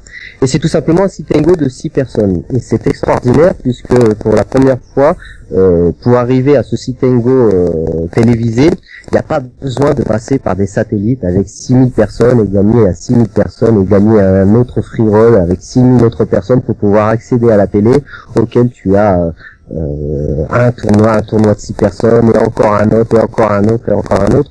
Là vraiment ce sont des passes beaucoup plus faciles pour y accéder. Donc c'est la deuxième fois que j'arrive à me qualifier. La première fois il y a un mois et demi de cela.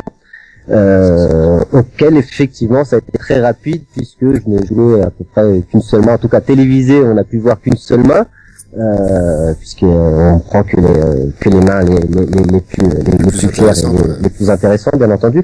Donc j'ai duré trois niveaux de sit-and-go.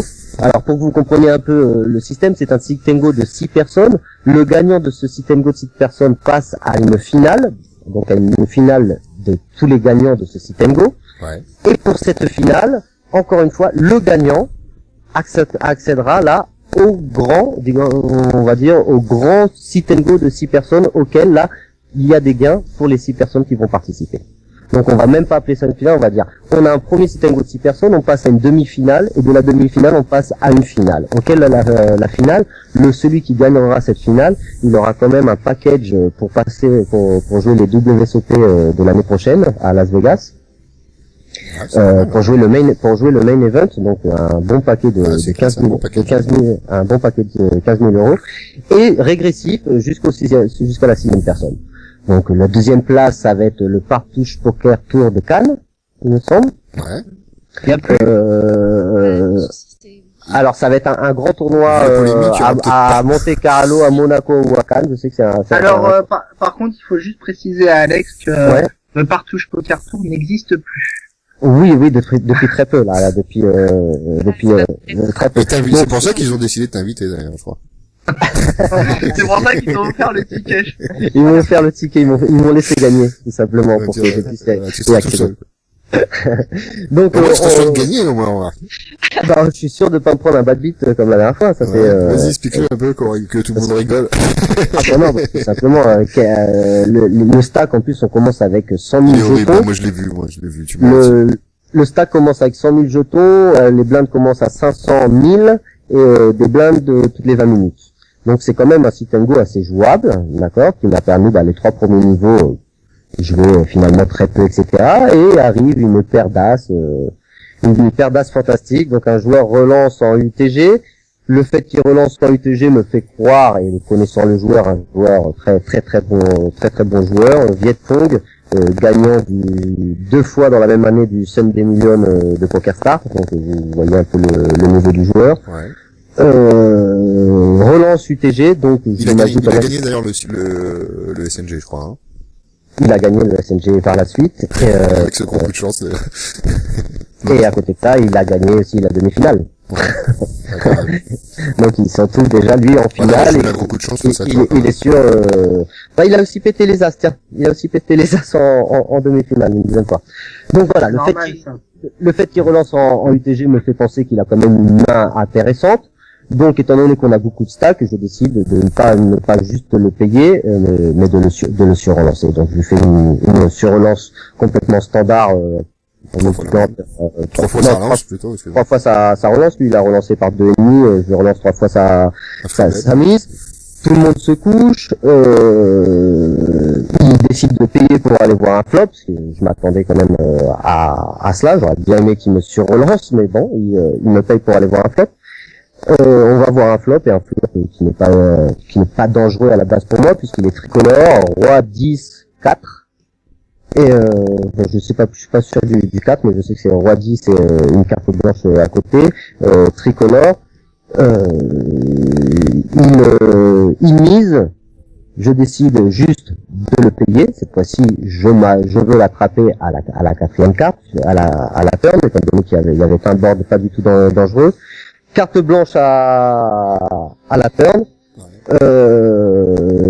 Il remise. Cette fois-ci, je le relance. Il met tapis, je le paye immédiatement. Et il avait brelan de 10 depuis le flop, tout simplement. Donc très peu de chances de pouvoir s'échapper à ça, c'est-à-dire coucher les as au flop ou au turn. Ah oui, hein, ça a été ça a été tous convoqués pour regarder la vidéo, j'ai pas compris pourquoi. Hein, bah ouais, pour regarder le vidéo, ça a été un sit and go assez intéressant à jouer. Et donc là, je me suis qualifié une deuxième fois et je vais donc participer. Il y avait un enregistrement aujourd'hui que je n'ai pas pu y aller. J'ai dit que j'allais participer au prochain enregistrement, donc ça sera sûrement mi-octobre. Mi-octobre, ce sera l'enregistrement, donc l'apparition en télé dans un mois et demi, un truc comme ça. Ouais. 3 semaines après l'enregistrement, plus ou moins. Donc j'espère faire mieux, oui, cette fois-ci. Espérons. Ça bien, ouais. Espérons, ça serait bien aussi. Vous avez des questions à poser à Alex, peut-être? Christelle? Est-ce que j'ai des questions à poser à Alex? Christelle, je pense qu'elle a des questions pour Alex. Ah oui, Christelle, on se connaît tellement bien. Hein, autrement, pas de problème. Hein. Moi, il y en a. Oui, bah si, j'en ai pas mal, mais j'attendais justement que tu poses les tiennes. Tu poses les tiennes. J'en ai pas mal, mais j'attendais que tu poses les tiennes, oui. Mais encore, Christelle. Okay. Non, c'est le souci, voilà, c'est pas ça, c'est que comme ça grésille un petit peu dans. Tu faisais des réglages. Non, je faisais pas des réglages. Voilà, ouais, j'essaie de savoir à quel point. Elle vendait son âme sur le chat. Sur le chat, bien sûr, c'est mon genre.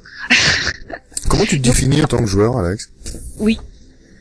Je suis plutôt conservateur à la base, d'accord. J'ai de grosses bases conservatrices. Par contre, elles se développent au fur et à mesure. Vraiment, je vois une grosse différence de mois en mois, auquel finalement mon jeu s'adapte de plus en plus aux personnes qui se trouvent à la table, plutôt que j'ai toujours ces bases, on va dire, conservatrices, hein. On va pas me voir ouvrir des mains très marginales dans les premières positions à un moment donné du tournoi auquel gagner des jetons ne te garantit rien ou quoi que ce soit. Lorsque le jeu n'en vaut pas la chandelle, je suis pas du tout le style de joueur à vouloir rouler des points inutiles. Ouais. Donc assez conservateur, mais c'est ce qui trouble énormément les joueurs, puisque les joueurs souvent confondent conservateur avec une serrure. Ouais. Ils ont vraiment l'impression par mon jeu que je ne joue que les as-rois, les paires de dames, les paires de rois, les grosses paires, vraiment ça, puisque finalement au showdown, en ayant un jeu conservateur, lorsqu'on montre ces cartes, à un moment donné, généralement c'est ce genre de main qu'on se retrouve avec le as-roi, la paire de dames, etc. Mais tous les pots auxquels on ne voit pas nos cartes, c'est souvent avec un suited connector, c'est souvent avec des cartes un peu marginales, mais dans une bonne situation, et avec une bonne image de conservateur. Moi, j'ai toujours primé cette image de conservateur parce que ça permet vraiment de pouvoir faire des mouvements intéressants plus en avant dans le tournoi, dans la partie, lorsque le gain a un réel intérêt. Vraiment, mais pas à tout moment. Donc vraiment, plutôt joueur très conservateur. Alors, on te repose une nouvelle question. Bah, c'est moi qui vais la poser, parce que visiblement, Christelle n'est pas très décidée à poser des questions ce soir. Christelle me connaît déjà. Voilà, je connais Alex par cœur, voilà. Elle connaît Alex par cœur, elle n'a plus besoin de me poser des questions. Tout à fait. Voilà. Mais les auditeurs ne connaissent pas, alors je vais quand même t'en poser. Quels sont d'après toi tes points forts en poker? C'est un peu égo, hein, de répondre un peu à cette question-là. Je préférerais qu'il la pose à quelqu'un qui me connaisse en tant que joueur et qui puisse répondre à cette question-là. Maintenant. Moi, comme tu l'as dit, t'es très conservateur. Moi, j'ai joué plusieurs fois contre toi, donc je peux le dire, t'es très conservateur, mais t'es surtout assez agressif au moment où il faut aussi. Hein. Oui, tout à fait. C'est un jeu conservateur ne veut pas dire qu'on ne joue que les grosses mains. On joue les grosses mains, bien évidemment, mais on joue sur toutes les situations favorables. Comme tu peux pas me parler de tes points forts, tu vas me dire en quoi tu dois progresser. Alors, c'est quoi tes points faibles alors?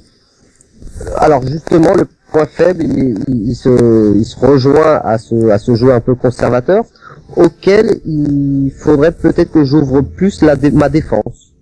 C'est-à-dire que je suis surtout un joueur très serré au niveau de la défense, de la défense de blinde par exemple. C'est un joueur qui j'aimerais bien pouvoir un peu me débloquer par rapport à ça et pouvoir vraiment souvent j'ai des bonnes analyses, mais je n'ai peut-être pas le cran à ce moment-là de pouvoir le faire, puisque je suis pas en position, je me sens pas avec un certain avantage, je me sens pas à l'aise à certains moments, et après je le regrette de ne pas avoir fait ce genre de mouvement. Donc ça serait pour de la défense de blinde. J'aimerais bien le défaut, je pense, dans mon jeu est de jouer trop conservateur à la défense de blinde. Okay. Qu'est-ce que je dois faire pour te battre? Bah tu l'as déjà fait. avoir 2 et 3 en main.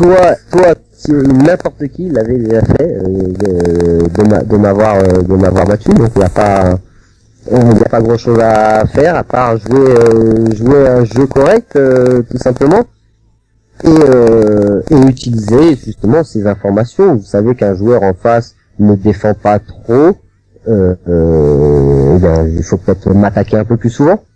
Alors, le joueur qui ne me connaît pas, que je ne connais pas et qui m'attaque souvent, il va sortir avec pas mal de bénéfices, avec pas mal de jetons à moi finalement. Ouais, parce que tu le respectes et que tu crois. Je connais ta philosophie là-dessus, c'est que tant que tu n'as pas vu le joueur bluffer. Pas forcément de l'avoir vu bluffer, mais tant que j'ai pas d'informations réellement sur ses sur lui, sur ses patrons de mise, sur son mouvement. Exactement. Au début, je lui donne tout à fait toute la confiance. Alors maintenant, quelqu'un qui me connaît, on se retrouve à une table, et puis là, c'est du 7e degré à chaque fois. Oui, je t'ai charrié comme ça sur quelques mains. On sait exactement ce que pense l'autre, donc faut absolument faire de temps en temps le contraire. Et faire le contraire, exactement. Et de temps en temps faire exactement la même chose. Bon, bref, c'est vraiment du 7e degré. Là où si je devais me donner un atout, c'est peut-être sur ma discipline, sur le côté disciplinaire que j'ai acquis depuis le début, et c'est vraiment ça qui m'a fait être un joueur gagnant, en tout cas, pas millionnaire mais en positif. C'est grâce à la discipline, surtout discipline de la bankroll, de la gestion de la bankroll, de la gestion des phases de jeu à faire, des mouvements à faire, et les faire tout le temps de la même façon, et ne pas jouer d'une manière différente les jours où je suis plus énervé ou les jours où je suis plus fatigué, etc. Non, c'est d'essayer d'avoir exactement à peu près le même jeu. C'est là oui. Et sinon, Alex, une question qu'on n'a pas forcément l'habitude de poser à des joueurs qui jouent pas mal. On voit beaucoup de joueurs pro enchaîner les tournois au fil des semaines. Et par contre, toi, comment tu mets en place un entraînement? Comment tu t'entraînes au poker? Est-ce que tu mets des périodes d'arrêt où tu lis beaucoup? Puisque souvent dans le poker, on dit que le joueur qui arrête de lire et de se documenter, finalement, ne fait pas que garder son niveau, mais finit par régresser au bout d'un moment. Donc toi, quelles sont les choses que tu mets en place, et quelles sont les choses qu'un joueur moyen ou un joueur standard peut mettre en place lui-même pour pouvoir progresser au poker? D'accord. Déjà, dans un premier temps, j'ai pas une vie stéréotype d'un joueur de poker, puisque je travaille pour le poker, principalement. Jouer au poker, finalement, c'est un outil que j'ai supplémentaire à mon travail, car d'une certaine manière, j'ai besoin de justifier un peu mes connaissances, d'accord, et surtout acquérir des informations au fur et à mesure que le jeu se développe. On est bien d'accord, un poker aujourd'hui est différent du poker il y a 3 ans. Les gens sont différents, les gens pensent différemment, donc il faut toujours être à l'affût d'apprendre de nouvelles choses. Donc vraiment, jouer au poker, pour moi, c'est pas ma rentrée d'argent principale, je compte pas dessus pour vivre, c'est mon outil, parce que j'ai commencé à travailler dans le milieu du poker, auquel j'avais besoin de jouer à côté pour pouvoir avoir une certaine crédibilité envers les élèves, envers tout le milieu en Espagne, du circuit. Envers toi, Anthony, bien entendu, et envers surtout tous mes élèves. Je vais mettre ça sur le compte des élèves parce que c'était vraiment ça. Un élève auquel tu lui expliques une main, il essaye le soir, elle ne fonctionne pas, et toi tu n'es personne, t'as jamais fait un seul résultat ou quoi que ce soit, il est très facile pour lui d'en conclure que t'es un bidon, que ce prof-là il lui sert pas à grand chose. Donc c'était assez nécessaire. Donc si tu veux, je n'ai pas le stéréotype du joueur qui joue énormément. Moi finalement, je passe peut-être 1/10 de ce que joue réellement un joueur qui se dédie à ça. Parce que comme tu dis, tu travailles pour le poker, donc ça te prend aussi beaucoup de temps. Exactement. Est-ce que tu continues quand même à te documenter à côté? Est-ce que tu as des périodes où tu arrêtes finalement de jouer sur le live et tu... C'est la chance que j'ai eue. C'est les tâches que j'avais à effectuer pour mes rooms de poker étaient essentiellement basées sur du contenu écrit. Stratégique. J'ai passé pendant 4 ans à lire des contenus, à réécrire des contenus, à inventer des contenus, à travailler des stratégies, à lire des stratégies, à essayer de personnaliser ces stratégies, etc. Donc j'ai passé 4 ans à ça, en jouant le soir, effectivement, d'accord, et en journée, avec 8 heures de travail dans un bureau, à travailler sur des contenus. Donc j'ai eu la chance d'accéder finalement à ça et d'être sans cesse en apprentissage finalement. Ouais, moi je sais que tu es un grand sportif, hein. Quand je t'ai connu, tu jouais beaucoup au foot. Je crois que tu jouais dans 3 équipes en même temps. C'est un truc de malade. Oui, c'est un truc de fou, c'est parce que je me suis dit. C'est de la psychopathie. Tu t'imposes un rythme, tu joues au paddle en ce moment? Maintenant, j'ai arrêté le foot et c'est à fond sur le paddle, effectivement. Ok, alors je vais un peu transformer ma question, qui était, où ai-je le plus de chances de te battre? Je vais te citer au foot ou au poker, sachant qu'au foot, tu vises la tête. Il y a des vidéos à l'appui, hein. Au paddle, c'est pareil, tu vises la tête aussi?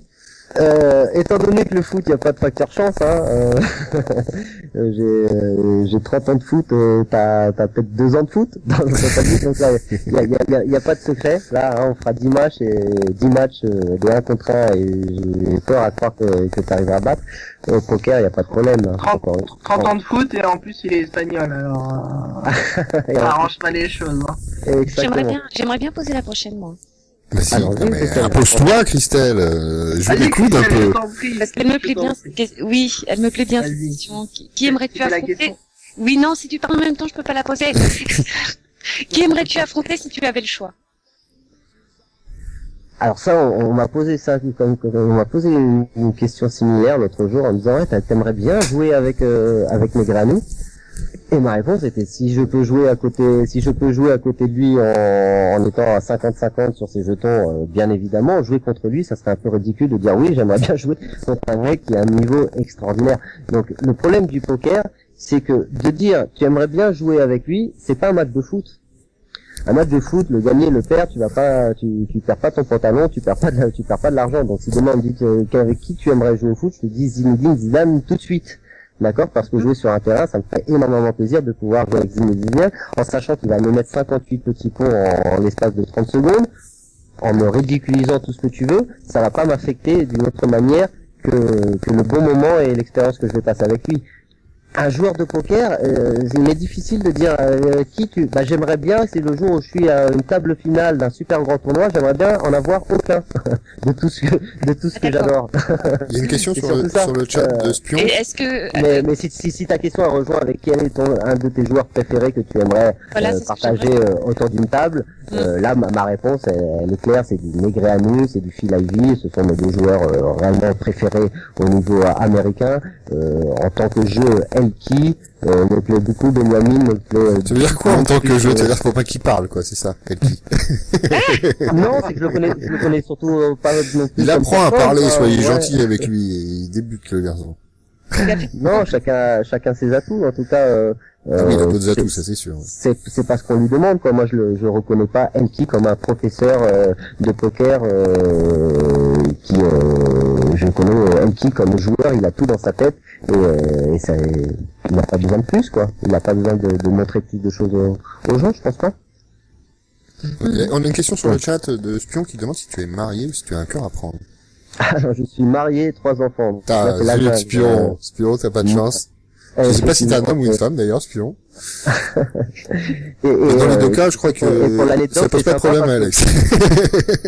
En parlant de jungle, c'est sympa parce que pour l'anecdote, chez moi, c'est l'ONU. Je suis français, espagnol, ma femme est brésilienne, mes enfants sont en Espagne, donc c'est vraiment toute nationalité confondue. Et, oui, c'est clair. Anthony, tu es déjà venu et tu connais très bien. Tout à fait. Charmante famille.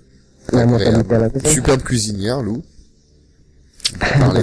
Ah oui, c'est clair. Je reviendrai tous les jours à cette table si c'était possible. Il faut dire à Spion qu'on donnera les coordonnées hors antenne. On sait jamais s'il vient en France. C'était une question de tarif. T'as une devise? Au poker. Ouais, j'ai une devise dans la vie qu'il faut surtout pas utiliser au poker. C'est surtout ça que j'ai envie d'en parler. Ma devise dans la vie, dans la vie, elle est claire, c'est œil pour œil, dent pour dent. Ça me plaît. Et au poker, il faut surtout pas utiliser cette devise-là. C'est trop d'égo. Au poker, c'est trop d'égo. C'est énorme. Et ici, je le vis assez souvent en Espagne.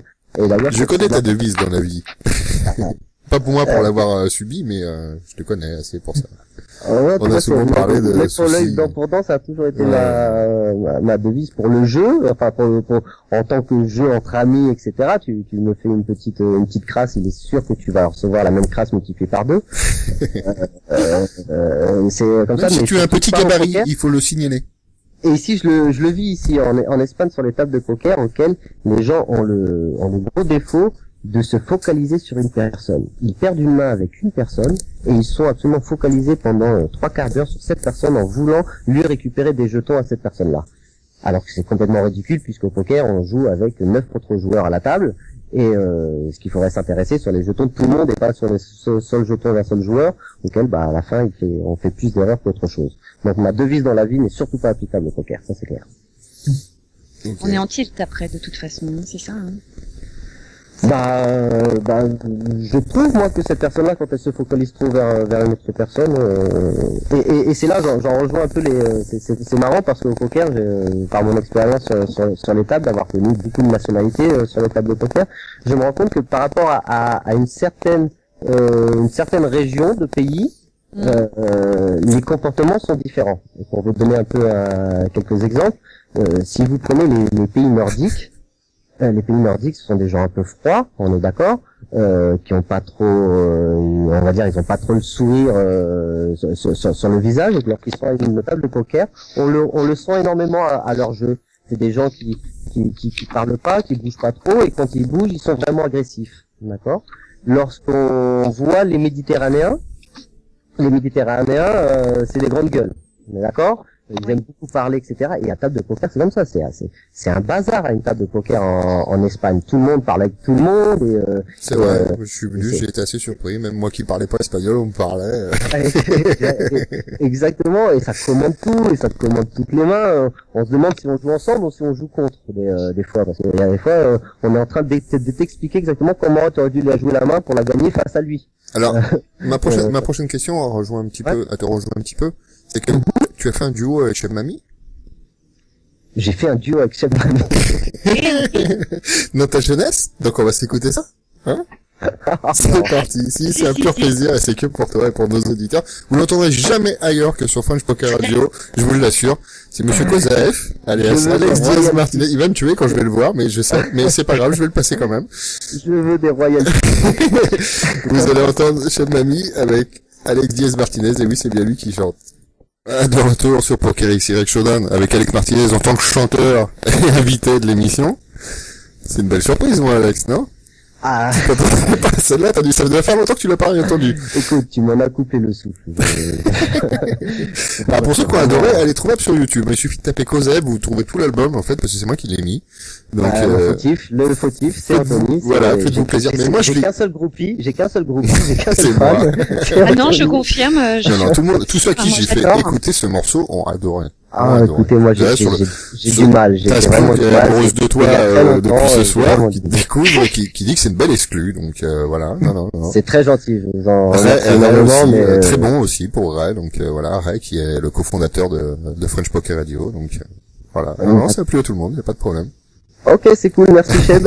C'est surtout Cheb qui a fait, C'est la Cheb qui a fait post- tout le boulot, ouais. qui a fait tout le Toi, t'as boulot, juste quand même. chanté derrière. Ah, j'ai juste forcé une petite voix et raconté des débats. Ouais, avec ta voix de jungle en plus, hein. Tu nous faisais ça un petit peu de jungle. T'as vu ça, ouais, c'était les jeunesses folles, effectivement. Ok, ok. On en revient au poker, s'il vous plaît. Alors, on demande une année. Quelle année? C'était quelle année? Tu te souviens? Quand je l'ai enregistré, ça, Ouais. je l'ai enregistré à mon arrivée ici en 2000-2001. C'est quand j'avais le bar de nuit que j'avais fait une petite représentation dans le bar. Donc c'était Ah, déjà carrément, enregistré. t'avais chanté dans le bar et tout? Ah ouais, Ah, carrément. ça, je ouais, ne savais bien sûr. pas, ça. Il y a une exclue encore. J'étais dessus. Ouais. Si, on essaye de pas tout raconter. Comme J'essaie de pas tout raconter parce que le copain, il balance tout. il sort quelques années après, donc j'essaye de pas tout raconter à tout moment. Moi, tout Et ce pour- que j'ai fait en Espagne reste en Espagne.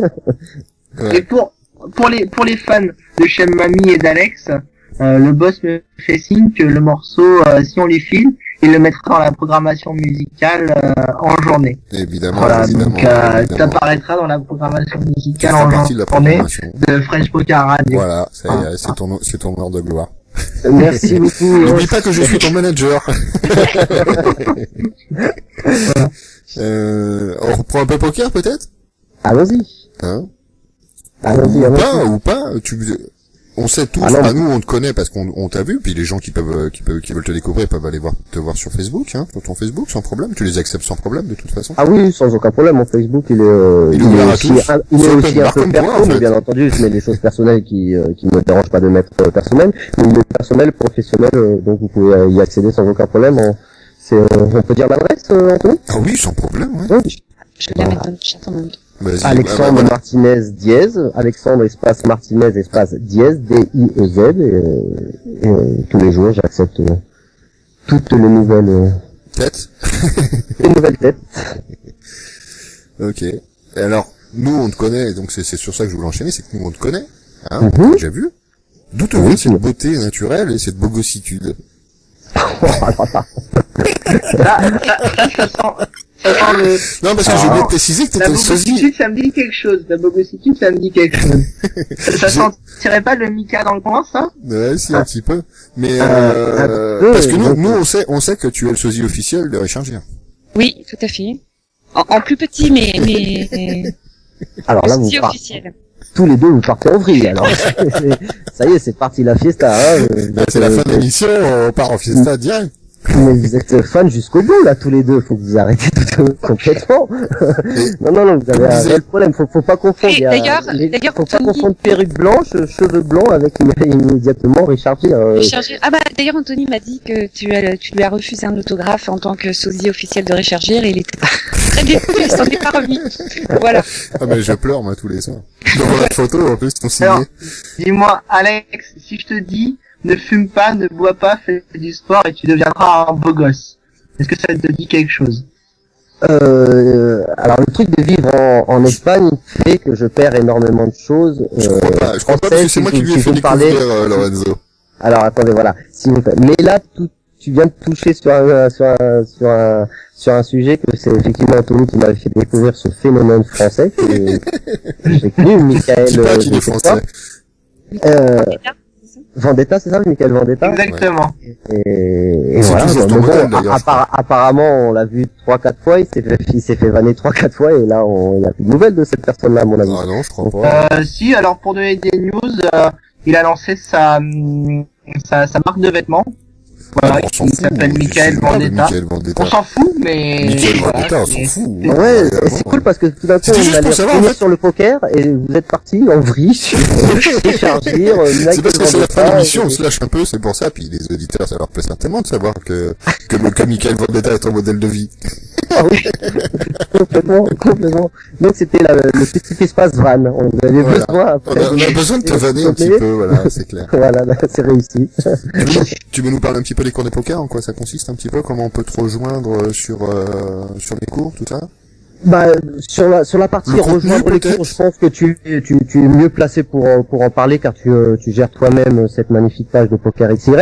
J'aime bien quand tu parles de moi. Par contre, oui, moi je peux parler peut-être plus du contenu Vas-y, parle-nous un petit peu du spécifique, des cours. On va dire que ces cours-là sont des cours effectivement complètement gratuits. Hein. Il est quand même important de de le signaler aux joueurs. C'est-à-dire qu'on ne fait pas payer les heures qu'on va passer avec eux dans le cours. La seule chose qu'on va demander à nos élèves, c'est de pratiquer ce qu'on leur apprend dans nos salles partenaires, tout simplement dans les salles partenaires avec lesquelles on travaille. Qu'on peut retrouver sur pokerexcellent.fr. Exactement, d'accord. Donc c'est le seul compromis qu'on demande à nos élèves. À partir de cela, les cours se divisent en 3 parties. Une première partie qui est complètement théorique, où on apprend les bases du poker. Alors personnalisé selon les élèves, on est d'accord que si on se retrouve avec des élèves qui connaissent déjà les combinaisons, qui savent c'est quoi un bouton, une petite bande, une grosse bande, on va sauter cette partie-là. Mais elle existe pour pour tous ceux qui démarrent le poker depuis les bases. Donc on a une première partie théorique auquel on apprend les bases. Dans les bases, c'est les combinaisons. Ensuite, les combinaisons, on va apprendre les positions. Les positions, on va apprendre les mains de départ. On va pouvoir essayer de les mettre dans des catégories. Puis on va essayer d'apprendre dans quelle catégorie de cartes on peut jouer dans quelle position. Suivi à cela, on va voir ensuite après les mises. Quelle mise, c'est bien beau de savoir qu'on peut jouer telle main dans telle position, mais il faut savoir combien on doit miser. Et donc on apprend tout ce qui est les mises standards, pré-flop, au flop, au turn, à la river. On apprend des petites astuces de comment jouer les paires. On apprend les astuces de comment voler les blindes, etc. Donc ça, une petite partie théorique qui est toute une partie qui dure pendant 2 sessions, d'accord. Là, c'est assez basique, hein. Exactement. C'est vraiment accès débutant, quoi. Exactement. Mais en même temps, ça fait du bien aux joueurs moyens, on peut dire, standard, on va dire, même un petit piqûre de rappel, hein. Tu sais que j'ai eu souvent des amis qui ont voulu participer au cours par curiosité, qui jouaient depuis longtemps et qui étaient intéressés par le cours, puisque c'est vraiment une chose, c'est extrêmement interactif déjà. Après, c'est toujours sympa de pouvoir se rappeler certaines choses qu'on avait un peu oubliées au début. Et ensuite après jouer avec sa manière personnalisée. Mais surtout ce premier cours n'est pas non plus bourratif, hein. On essaie de le faire juste 2 sessions d'1 heure. La partie théorique finalement elle ne dure que 2 heures avec 2 cours. Et à partir de la troisième heure, on part déjà dans la 2e session de cours qui serait une session de mise en pratique. Donc la deuxième partie c'est quoi? C'est mettre en pratique tout ce qu'on a appris théoriquement sur des parties auxquelles c'est moi qui joue, mes élèves voient ma partie, voient les mains, la main comme si c'était eux qui allaient appuyer sur la souris, mais c'est moi qui le contrôle. Pour avoir les réactions des joueurs, ils finissent fatigués de ce cours tellement ils sont épuisés par l'intensité du jeu qu'ils ont sous les yeux, quoi, c'est clair. C'est-à-dire qu'on participe tous en plus, donc à partir de là, c'est des discussions, on va dire un peu rapides, puisqu'on a quand même un temps avant pour pouvoir jouer la main, d'accord. Mais on reprend uniquement les bases, d'accord. Donc on n'essaye pas d'être super gagnant, on n'a pas l'intention de gagner forcément le tournoi, on a l'intention de analyser tout ce qu'on a vu d'une manière théorique, de le mettre en pratique.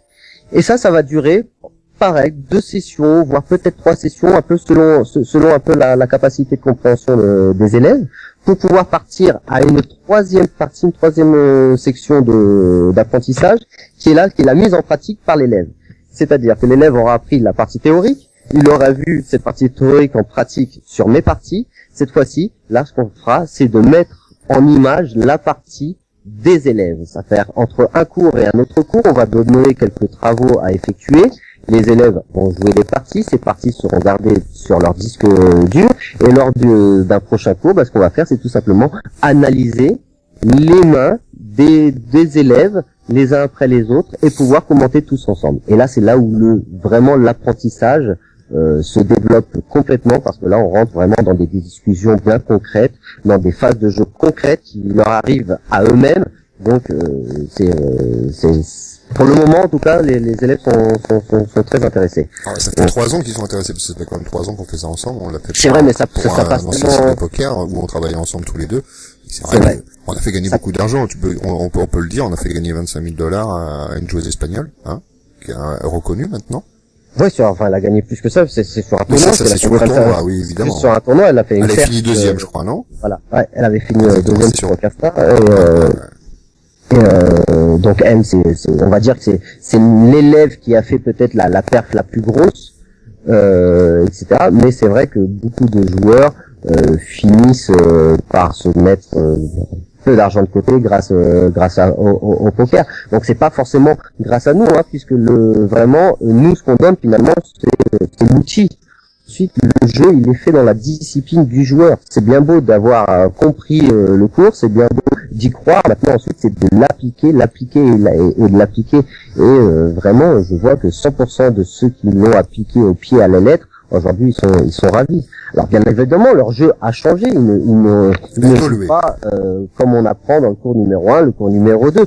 Ils jouent avec ces bases-là, mais avec une personnalité complètement... Oui, parce qu'on pousse les cours plus loin avec eux aussi après, quand il y a la demande, hein, ça c'est clair. Ah, on passe sur ces 3 cours basiques, mais après, c'est vrai qu'on va plus loin. Tout à fait. On les suit jusqu'où ils veulent aller, en fait, tout simplement. Hein, ça dépend pas du coach, ça dépend vraiment d'eux. Tout simplement. Après, il y a aussi le coach. Moi, d'un côté, moi, je vois à peu près quand un joueur peut aller faire son petit tout seul, on va dire, faire son petit chemin tout seul. Donc à partir de là, je l'encourage. Et ensuite, ce qu'on a, c'est tout simplement des conversations de compagnons de table, tout simplement. C'est même plus du coaching ensuite, puisque finalement, au bout d'un moment, ce que je sais, vous le savez. Donc à partir de là, j'ai pas grand chose à vous apprendre, à part des conversations auxquelles on peut discuter sur des phases de jeu, etc. Okay. Alors jusqu'au WSOP, il demande PNJ sur le chat. Que tu l'emmènes jusqu'au WSOP, demande. Est-ce que tu les accompagnes jusqu'au WSOP? Avec plaisir, si j'ai un pourcentage des gains. Bien évidemment. On était sur voilà. On était effectivement sur les cours et j'aimerais bien que tu expliques un peu aussi comment pouvoir participer à ces cours, parce que c'est bien beau d'être gratuit, mais ils peuvent nous joindre partout, les joueurs sur notre Skype, ils peuvent nous joindre sur le PokerXY, le site tout simplement, pokerxy.fr. Sur nos Facebook respectifs, il y a le Facebook de PokerXY, ils peuvent nous joindre partout. Après, ils ont juste à venir. Nous, on les invite on prend tout le monde, tous les Français on prend. Voilà, on prend les résidents français parce que c'est vrai qu'on a un problème avec les étrangers, si je peux dire. Même les Belges, on a des problèmes avec. On a toujours des problèmes avec les Belges de toute façon. Ouais, tout simplement au niveau des rooms surtout. Ouais, c'est par rapport aux rooms en fait à cause de l'argel exactement. Que ça pose un petit peu problème et qu'on est obligé de prendre un peu que des Français. Il y a pas de problème avec les Belges. Hein. Les Belges sont très gentils, sont très bien. On va liquer des cheveux. Je voulais dire à Anon, s'il était toujours là, que j'ai exaucé ses vœux et que je suis nue derrière mon ordinateur. Ah bah donc... bien, si c'était pour dire ça, en fait, le studio qui nous disait tu parles pas beaucoup, voilà. T'auras même fait te peur, en fait, hein, franchement. Ça va faire grimper l'audimat, et oui, incroyable, 250 000 personnes. Chris est venu pour vendre son corps pour faire monter l'audimat. Voilà, il faut bien. Les photos sont sur son Facebook. Bon c'était une belle intervention, merci Christelle. Anon l'avait demandé, et il a tellement insisté que j'ai bien voulu. Voilà. Ah, elle est où la cam? Et voilà. Elle arrive. Écoute, voilà. On nous a demandé une web radio télé. On fera ça peut-être un jour, faut demander au boss. J'ai cru voir tout à l'heure, il y a des photos sur le site, non? De vous, les animateurs. Je crois que c'était de Christelle nue. Non, ils sont tous en train de chercher, là, dis pas ça, Alex. Écoute, ça fait des visites sur le site, c'est très bien. Exactement, c'est un strip poker, tout à fait. Voilà. Non, effectivement, il y a les photos d'Anthony et moi. Voilà. Et Christelle, mais j'ai vu Chris aussi. Et d'ailleurs, la photo de Christelle, je ne sais pas si tu te rappelles, mais on avait passé ensemble au casino c'était où en Espagne? C'était Alicante. Alicante, c'était Alicante. C'est pour les pics, c'est pour les pics d'Everest. Exactement, pour les pics. J'y étais pas, moi, on m'a pas invité. Mais Ah si, tu étais invité. Oui. Effectivement, tu étais invité, c'est vrai, c'est une mauvaise langue, celui-là. Et moi, jamais. Et on avait passé un week-end sympathique, et la photo, si je me semble bien, c'est de là-bas, non? C'était pas... Si, tout à fait. Ah, super. C'est une photo de l'épique, oui. Oui, un bon souvenir. C'était un premier coverage pour moi. J'étais ravie, vraiment. C'était super bien organisé. J'avais mon petit badge de presse. De presse. Et je pouvais rentrer et sortir comme je voulais, rencontrer les joueurs. Et ça a été un pur plaisir. Et Everest vous a proposé de faire un tournoi après à la fin, hein? C'est ça, je crois. Un sit on avait fait un sit and go. Et donc, c'est donc là que tes photos ont été prises. Et les photos de l'Epic sont sur YouTube, hein. Je les ai montées en vidéo, hein. Si vous voulez les chercher, vous tapez Epic, vous allez les trouver. Oh, c'est super. Everest qui s'est bien, Everest qui s'est bien, développé depuis. Ah. Je sais pas, chaque fois que je vais sur le site, je trouve que ça fait 10 ans qu'ils ont pas changé, mais... Bah, maintenant, ils ont des joueurs français, ils ont Fabrice Soulier, maintenant, Ils ont Fabrice Soulier, hein. Ils ont toujours eu Fabrice Soulier, je pense qu'il était déjà Fabrice. Ouais, avec Alex, on a travaillé là-dessus, d'ailleurs. Je sais pas si tu te rappelles, pour une autre boîte pour laquelle on travaillait ensemble. Où je pleurais parce que justement les mails de Everest étaient absolument abominables puisqu'ils mettaient pas Fabrice Soulier en avant, c'était quand même le meilleur joueur qu'ils avaient, c'est vraiment un des meilleurs joueurs français de la planète. Donc voilà, et c'était bien avant qu'il gagne son bracelet d'ailleurs au WSOP. Maintenant il a plus de poids sur Everest. Ah bon? Bah maintenant qu'il est plus connu. Ouais, c'est sûr. Ouais, mais c'est dommage parce qu'ils avaient déjà un très bon joueur à la base, d'attendre. Ils n'ont pas su le mettre en avant. Voilà. Il a fallu que ce soit moi qui râle. Le justicier masqué. Ouais, c'est clair. On fait du travail dans l'ombre. Hein. Moi, j'ai beaucoup fait de travail dans l'ombre. Tu sais, moi, j'ai souvent mis mon pote Alex en avant, justement, pour pouvoir le laisser travailler tranquille et que c'est lui qui tire tous les draps vers lui. Aujourd'hui, ça a bien changé, hein. Tu es toute la partie logistique et toute la partie technique, c'est vrai. Effectivement. C'est vrai, ça a pas changé, parce que je suis toujours ta secrétaire, en fait. T'inquiète pas, tu fais bien plus de boulot que moi. Ça, je te le garantis. Ouais, c'est sympa, le certifié. Donc tu glandes en fait au soleil en Espagne, c'est ça quoi. Un peu. Ouais. Je profite pour vous, tout simplement. Tu profites des petits repas de ta femme, tout ça, le paddle, la bronzette, tu traverses la rue, t'es sur la plage. Même pas, t'as la piscine, non? J'ai piscine et la plage juste en face de chez moi. C'est super, c'est vraiment une vie privilégiée. C'est incroyable. J'ai une petite question subsidiaire. Allons-y. Qui est la question au tireur d'Isson. Oula. Est-ce que Sucé s'est trompé?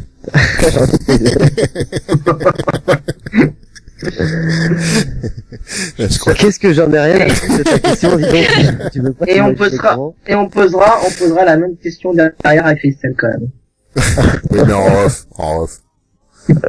Attendez, moi je trouve que vous êtes des super chroniqueurs et vous faites des interviews géniaux parce que quand même, la petite anecdote, vous n'avez pas compris l'autre fois quand je suis apparu à la télévision très rapidement, vous avez peut-être pas compris l'interview à la fin de la présentatrice qu'elle me fait. Non, à part l'espagnol.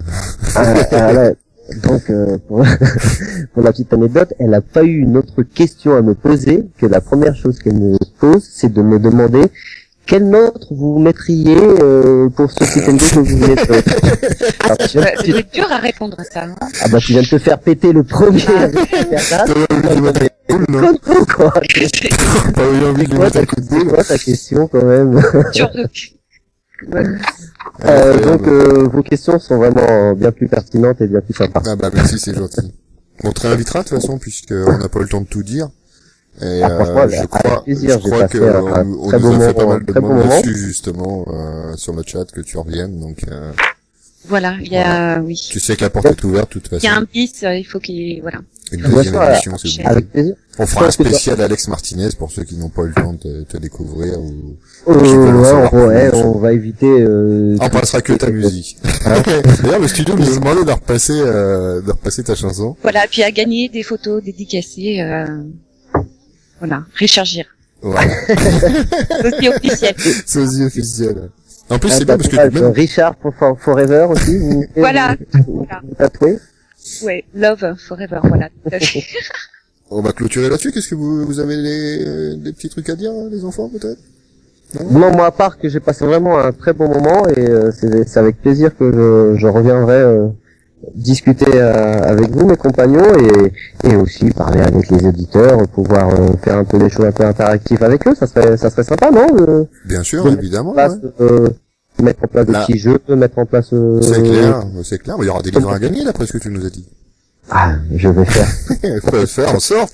En même temps, je pense que ça va dans le sens de ton éditeur, de toute façon. Sortez vos dicos. Hein, oui, pour ceux qui parlent pas espagnol. Voilà, ou espagnol comme moi, tout simplement, c'est-à-dire pas du tout. Les 3 mots. On la prend en anglais la semaine prochaine, l'émission. Bah écoutez, pendant des bonnes années, j'ai eu la petite Christelle en train de traduire toutes mes conneries, les traduire. Donc si tu veux, hein, une connerie de plus, c'est un petit livre. Ça te prendra pas trop de temps, Christelle. Bah, y a pas de souci, moi je te le traduis sans problème. Le studio Thierry et Ray qui sont derrière les manettes te remercie aussi. Ils ont dit que c'était un moment merci très à eux. agréable.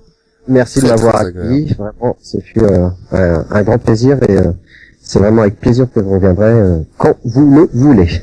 Ok, pas de problème. On va finir en musique. Oh, oui. Alors moi, juste une petite chose avant de finir. Vas-y, mon Laurent. Pour tous les auditeurs, on a mis en place un nouvel événement pour la semaine prochaine, donc pour l'émission du mardi 9 octobre.